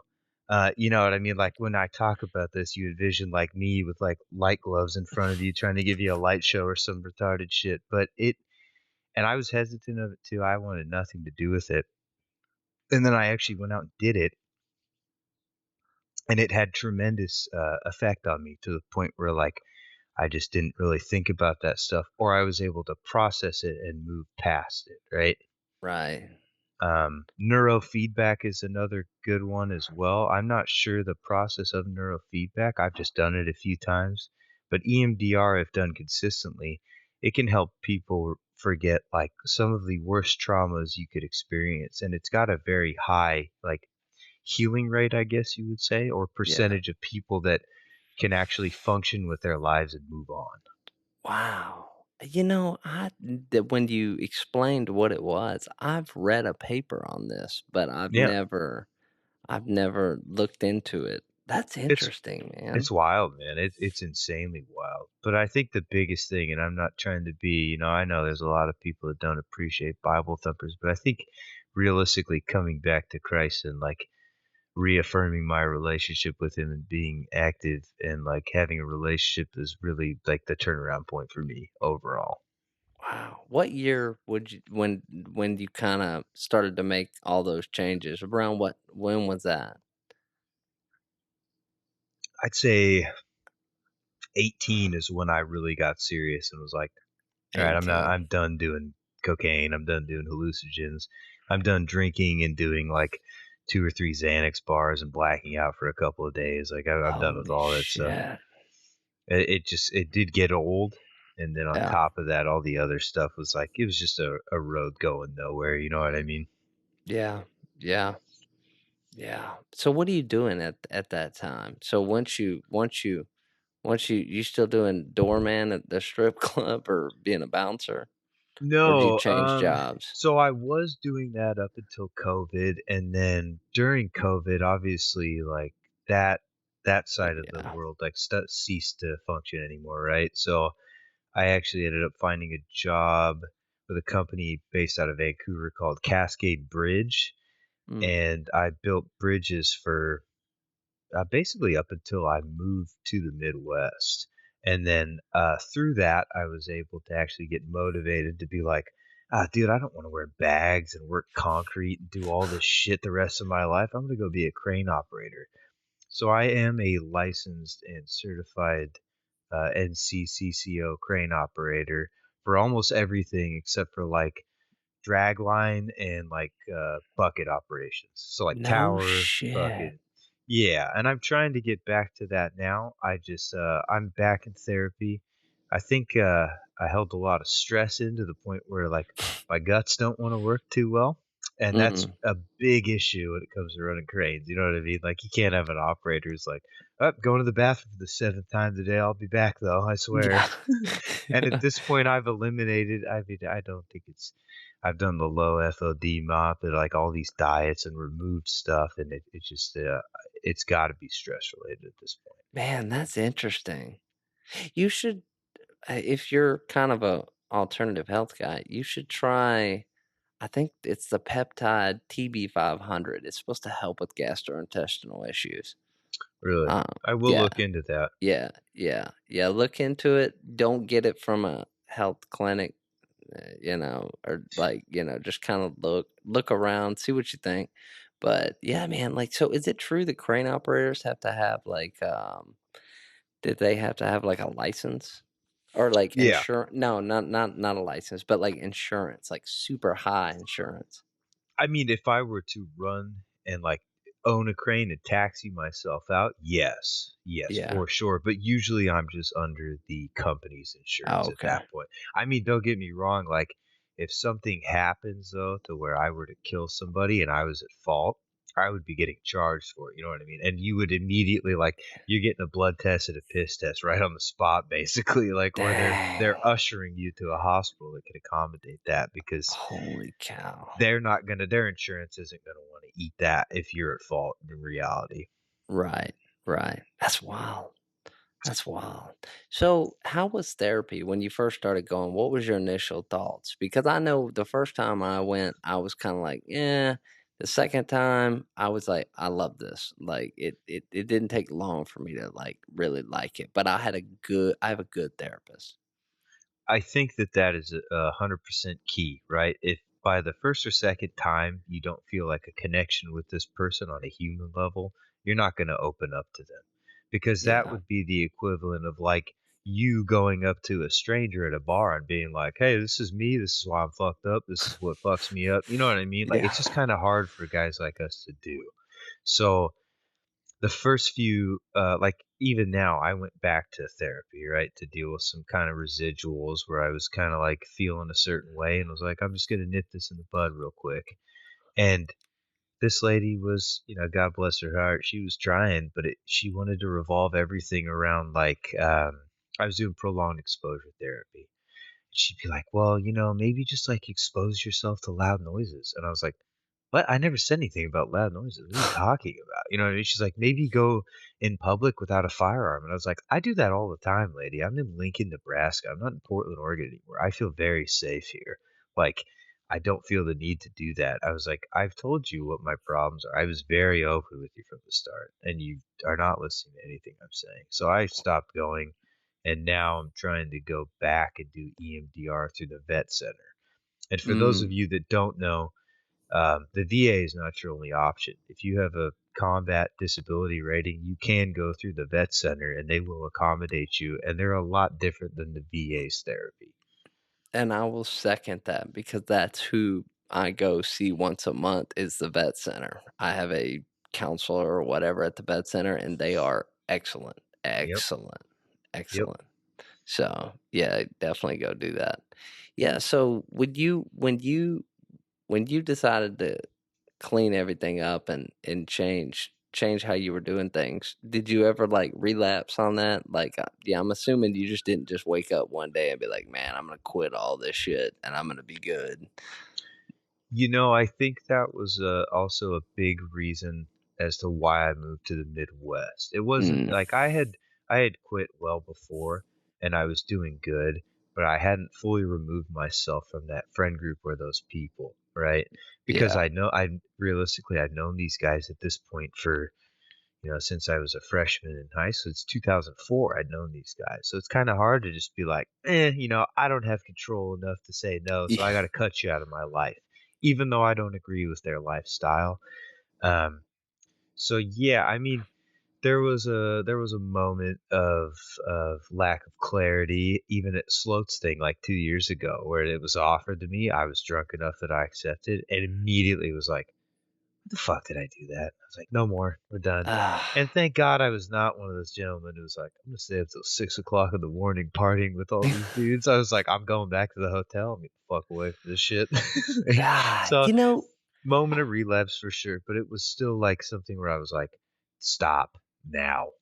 yeah, yeah. It sounds like that you and I try to explain this to people. It's like you when and I explained this like 2 episodes ago. It's like you know that you've got it or you're on the right track when you become self-aware. Like, because used to when you would go on binges and you would drink a lot, you get drunk, and then while you're drunk, you'd be like, "Ah, I shouldn't be this way," or whatever. But, like, when you can soberly sit there and look at a bottle or look at something and be like, "Okay, like, realistically, I shouldn't touch that, and I'm not going to." Like, that amount of self-awareness and control is when you're like, "Okay, yeah, I'm doing the right thing." Even if you relapse, like, you're not gonna be perfect the first time, most guys aren't. I can't tell you how many times I quit drinking until I was like, okay, yes, it's now. The you dumbest know, thing sets you off, dude. You're like, "That yeah. dog won't shut the fuck up. I'm gonna go have fucking 16 beers about it." You know what I mean? Like, it's crazy, like, the rationale or, like, the thinking that you lack when you crave something, right? Like, even now, I would say I drink about, like, once or twice a month, and Mm, it's like 6 beers, unless it was, yeah, like, my Christmas party I was at, I went a little hard. But at our age, man, like, it's so painful, and the next yeah. day, I'm just fucking riddled with anxiety to the point where I'm like, I regret all my decisions. I'm like, "Did I say something dumb? Did I act dumb?" You know? Was I using slurs? Like Yeah, because like the that's why honestly, like I take time off every year, but now like I can control it. I can go over there to my little bar and I can have like 2 glasses of bourbon and I can be like, all right, that's it, or I could just have one and just be Yeah. like, that's it. All right, I'm going to bed. And yeah, so you quit smoking weed too. What was the decision? Was that more a work decision? Because you kind of No, you I know. was still flying under the radar and still doing it, like, just never wanted to give it up. I think for me, it was just like, it's marketed like it's such a like, it's natural and it comes from the earth and, like, it's so good for you, and I disagree with that wholeheartedly. I No, think okay. prolonged use of marijuana is not beneficial, and when I say prolonged use, I mean, for most of my life from getting out, I was high from the time I woke up to the time I went to bed, right? Wow. So it was to the point where, like, stuff wasn't affecting me anymore because I'd burnt myself out on, like, RSO and dabs and oils and stuff like that. It's like our parents smoked weed that was like 5 to 10%. And now shit is in like the 30s and 40s almost. You know what I mean? Yeah. Flour is like that can't be beneficial for you in any way, shape, or form. And I really just started to notice the effects of like prolonged use and um, I think that's where some of this anxiety I'm having now is coming from, is from just abruptly stopping. That was another thing, man. I felt like a junkie when I stopped, and I've never done heroin. Mhm. But I literally was like sweating, couldn't sleep. I'm in the stage now where I'm just having these nightmares of like, stuff that didn't happen in Afghan with people that were there with me. Like really weird fucking Oh, dreams that's to where you weird. wake up and you're like, the fuck is going on? Do I need to get my gun? Like, Yeah. is everything okay? And it's like, yeah, you're fine, dude. You quit smoking weed and you've been smoking for like 14 years. Like Wow. but I So never want to go back to it personally. I know someone close to me who they're going through this. They, for their job, had to quit, and they're somebody who from their adolescence, all the way to now, and yeah, those withdrawal effects are real, dude. Almost word for word, they describe the same thing to me, like weird dreams, anxiety, super, I mean, yeah, I think there's a medicinal amount to use, and then there's the people who can't control it. They're like, okay, when I wake up, I'm blazed all day, and that's I'll the problem is I don't think our one of my last podcast guests that he advocates for, veterans to use marijuana, but he told me he's not ready to advocate for it to the general public yet, and I'm Yeah. like, "Really?" And he's like, "Dude," he's like, "Man, he's like, "We don't know the true long-term effects of it." And I'm like, "I mean, maybe you're right." We don't know the true long-term effects of the shit that's being pumped out now because we don't know the long-term effects of this new stuff in any way, shape, or form. Yeah. I don't think for me, I don't think it's beneficial, but I do agree with you in a sense of like, if you can come home, work a 9 to 5, and you want to take one hit before bed, I don't see anything wrong with that. I'm not Mhm. shitting on that way of living by any means. For me, I can't do that. Yeah. If I have weed, it's getting smoked. And then I'm going to get more and I'm going to get more and I'm going to get more. And I think that's the root that I'm trying to figure out right now is like, why does Gabriel Latter want to disassociate from the real world so much? You know what I mean? Why Yeah. can't he be content just being stone cold sober? Right. Yeah. And two, I like to say that that's being present. Like it's like, okay, why do I want to disassociate? But it's like, why can't I be present? Why is that a problem? And yeah, those are things to work out in therapy, dude. And a lot of guys, they're just like, oh, I'm just an addict. And it's like, yeah, you're an addict, but why? There's a reason there, and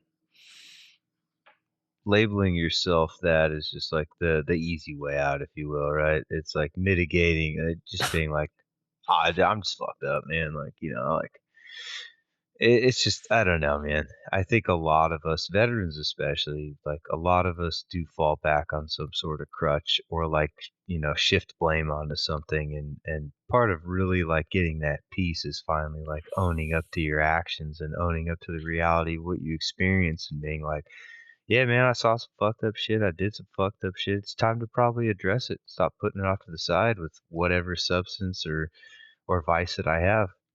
yeah, that's a great point, man. That's a great point. Is we always say like, or veterans are always like, oh, I'm broken, and it was the war, and it's like, yeah, okay, so fix it. Like, in that presence of mind to be able to be like, I don't want to be who I used to be because I need to be better. And a lot of us, we got kids and shit now, and so it's like, don't do it for you, do it for your kids. Do it for your wife. Do it for the other people in your life that, they don't want you to be a zombie forever or drunk or whatever, however you've been living, So where are you at now? You got like, are we gonna have latter children anytime soon, or what?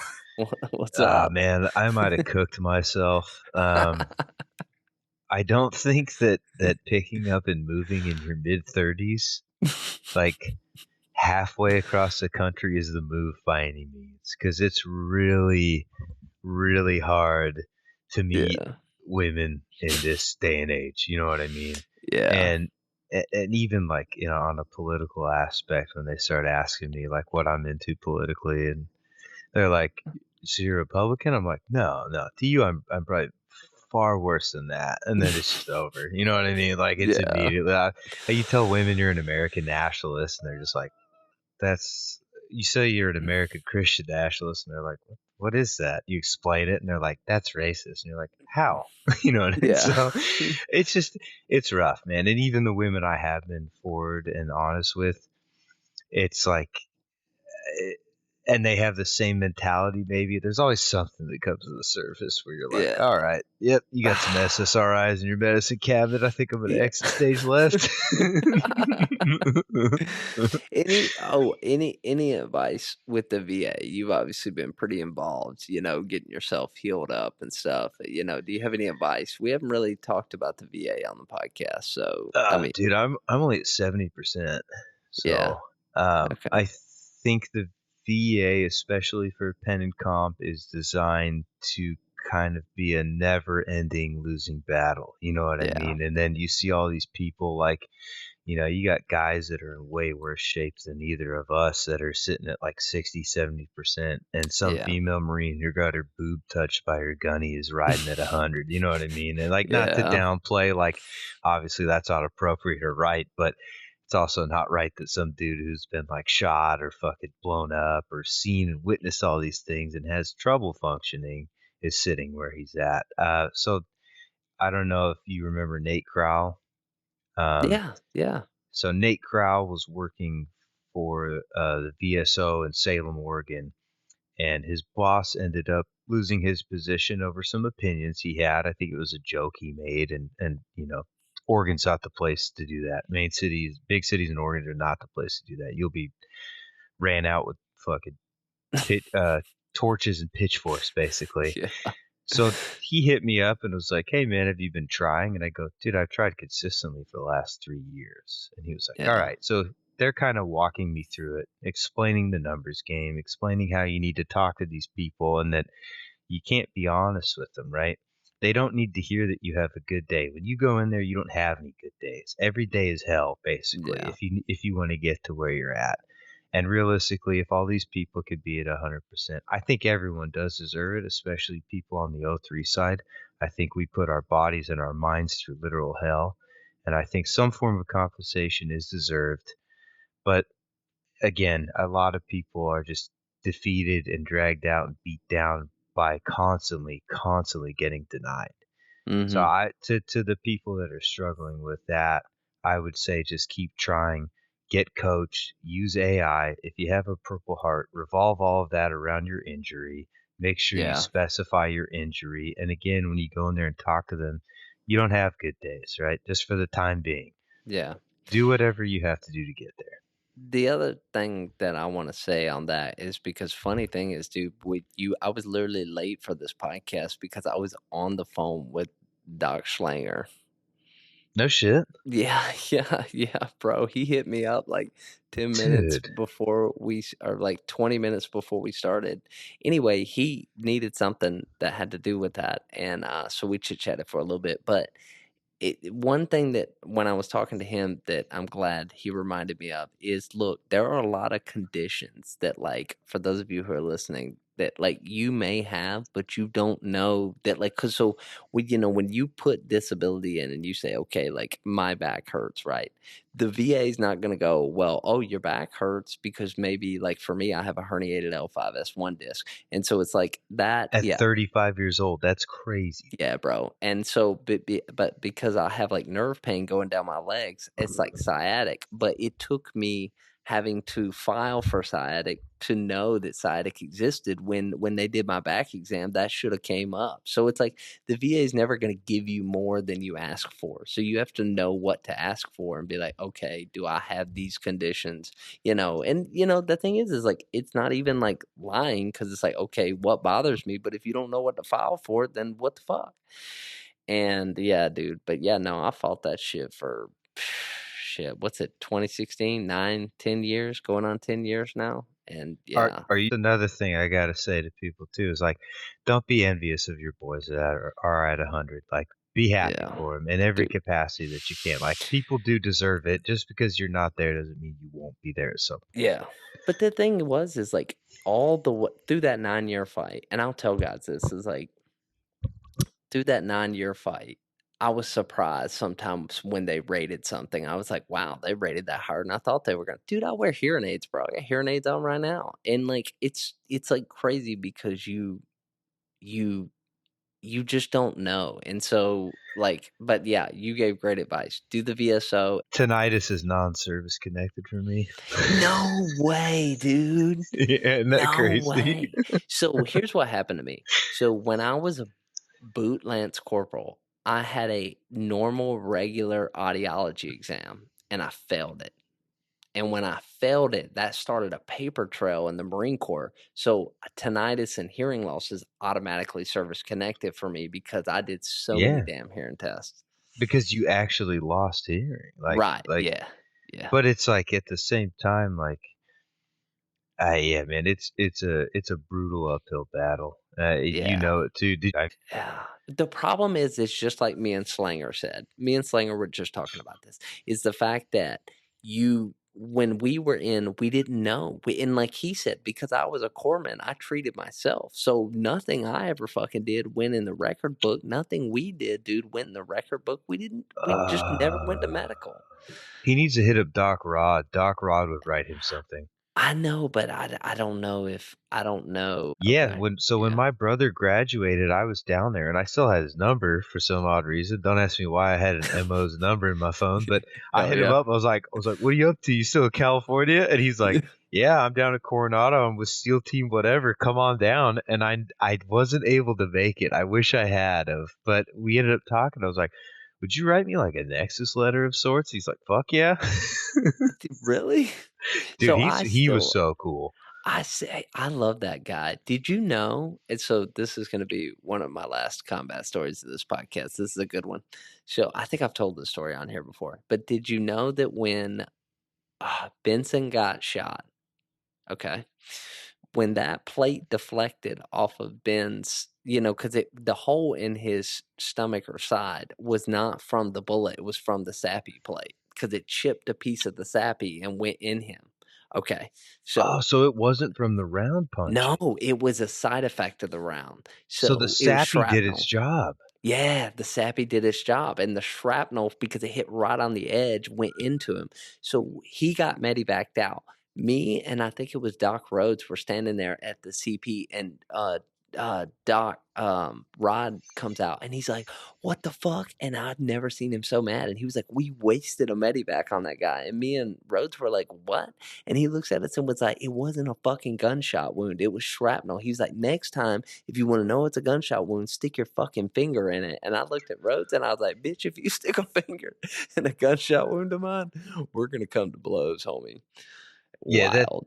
that dude may or may not have mercy killed some dudes on deployment as well. Like that, I at least within Bounds like of he's allowed to do that. Yeah, there's yeah, nothing stopping him from doing that if somebody's like on their last leg, and it's yeah, and that's all word of mouth, obviously. But I wasn't there for it, nor did I see it. But yeah, I had the utmost respect for that man. I thought he was one of the coolest MOs I've ever met in my life because they're always so stern and mean. yeah. And this dude was just like one of the boys, oddly enough. What was that other dude's with the dark hair? Was it Andrews? Was it what was his name? He had Wallace? dark not Wallace. Wallace had the glasses. I remember Wallace. Wallace was Yeah. a fucking awesome dude. Um, The fuck shit. was his name? For a lack of better terms, he looked a little Hasidic. Are we talking about Brager? No, was it? No, He not was the Brager. Indian. He was Not the Brager. No, no, sir. Do not redeem. I wasn't. I forgot about him, dude. I'm Oh kidding, Brager. shit, If you hear dude. this, he was a nice dude. You He know, I've actually seen his Facebook. Like he's still doing legit. I wanted to message him, but yeah. I, We're getting off the rails a little bit. yeah, we're way off the rails. I'm about to edit most of this out, or a bit of it. Anyway, okay, You don't so have to if you don't want to. It's totally up to you. ah, fuck it. You knowing how you were in the Marine Corps, you definitely seem like you made a huge change. And so I want to say that the guys that are still living that life, they're still struggling or they're still out there drowned in whatever trauma that they haven't come to terms with. What advice would you give those guys now that you've kind of made your way mostly through it?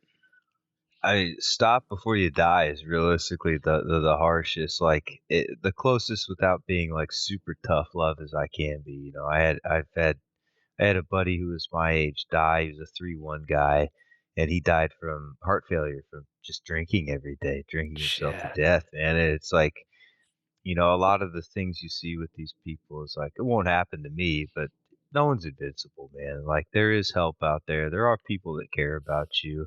You know, you didn't survive and live through hell just to end yourself from substance abuse or abusing booze or whatever it is. Like, um, don't let pride be your silent killer, and don't just sit there and justify your actions. You know, it's hard, man. A lot of people just they get it's a vicious cycle. Like you know how it is. I mean, a Hmm. lot of guys know how it is. It's really easy to get wrapped in there and just be like, "Oh, I'm never leaving this." I would just say reach out, reconnect with your family. If you have a relationship with Christ, cling to that as hard as you can. Separate yourselves, move if you have to. Do anything in your power to remove yourself. And if you're still struggling, seek counseling, seek therapy. John Turner has like a group of dudes that he meets up with in Ohio, and they go out and they're all veterans, and they sit there and they shoot and they have camaraderie, and then they talk about what's affecting their lives. And I think that's really healthy to do. And it's, you know, a lot of people put it it's stigmatized where it's like that's fucking gay. Like who does that? And it's like you got to just put all that shit behind you and actually speak your emotions or write them down. Do whatever you need to do. Yeah. Yeah. I think that's great advice. I mean, you know, the one thing that I think, like you said, is cliche. We always say, "Oh, it's gay, bro. It's gay to talk about it." Yeah. It's not. I mean, No. we're all grown men now, and and I think one of the things that a lot of us have seen is like when you have kids, and you look at your kids nowadays, and you're like, okay, like you know, like we never felt like we were old enough Yeah. Like I feel like my entire life I've never felt like I was old enough. And then now that I'm 35, I remember asking my dad how old he was, and he was 35. And Yeah. so now I look at my kids and go, okay, like I am that dude. Like I need to like it's time to be, that next iteration, that next person. Like you're not who you used to be.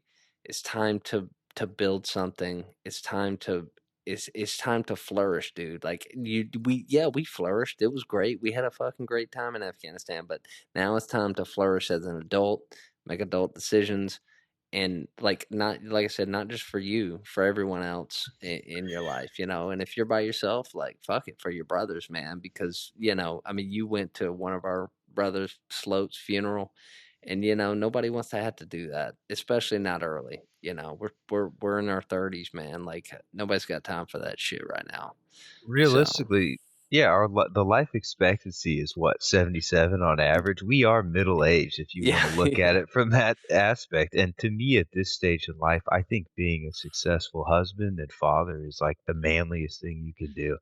yeah, Like over combat, over any of that bullshit. Like successfully raising a human that's successful, that's a crazy feat to have under your belt, yeah, right? yeah. So I don't know. Before we go, I do want to thank you for spinning this up and for doing this, man. I truly do appreciate it. Even listening to you and Turner talk, it definitely evoked some emotions and some stuff I hadn't thought about in a long time, and in a good way. So I do appreciate you for doing this. And any way I could support you or help progress you, you just holler and let me know. Yeah, man. I appreciate it, man. Like that's what I said from the beginning. Like this isn't for me, man. Like, this is for you guys. This is therapy for me as well. I mean, it's cool. It's cool to talk to everybody, and it gives me ideas, man. Like sometimes you guys say something that I'm like, oh shit, like I need to work on that. Like I'm not perfect either. So it's all We, the none of us are, man. yeah, yeah. All right, guys. Well, I will see you guys next week. And dude, I appreciate you coming on the podcast. And we're definitely gonna do this again. And I'll see the rest of y'all next week. Thanks. Thanks for having me. Have a good one.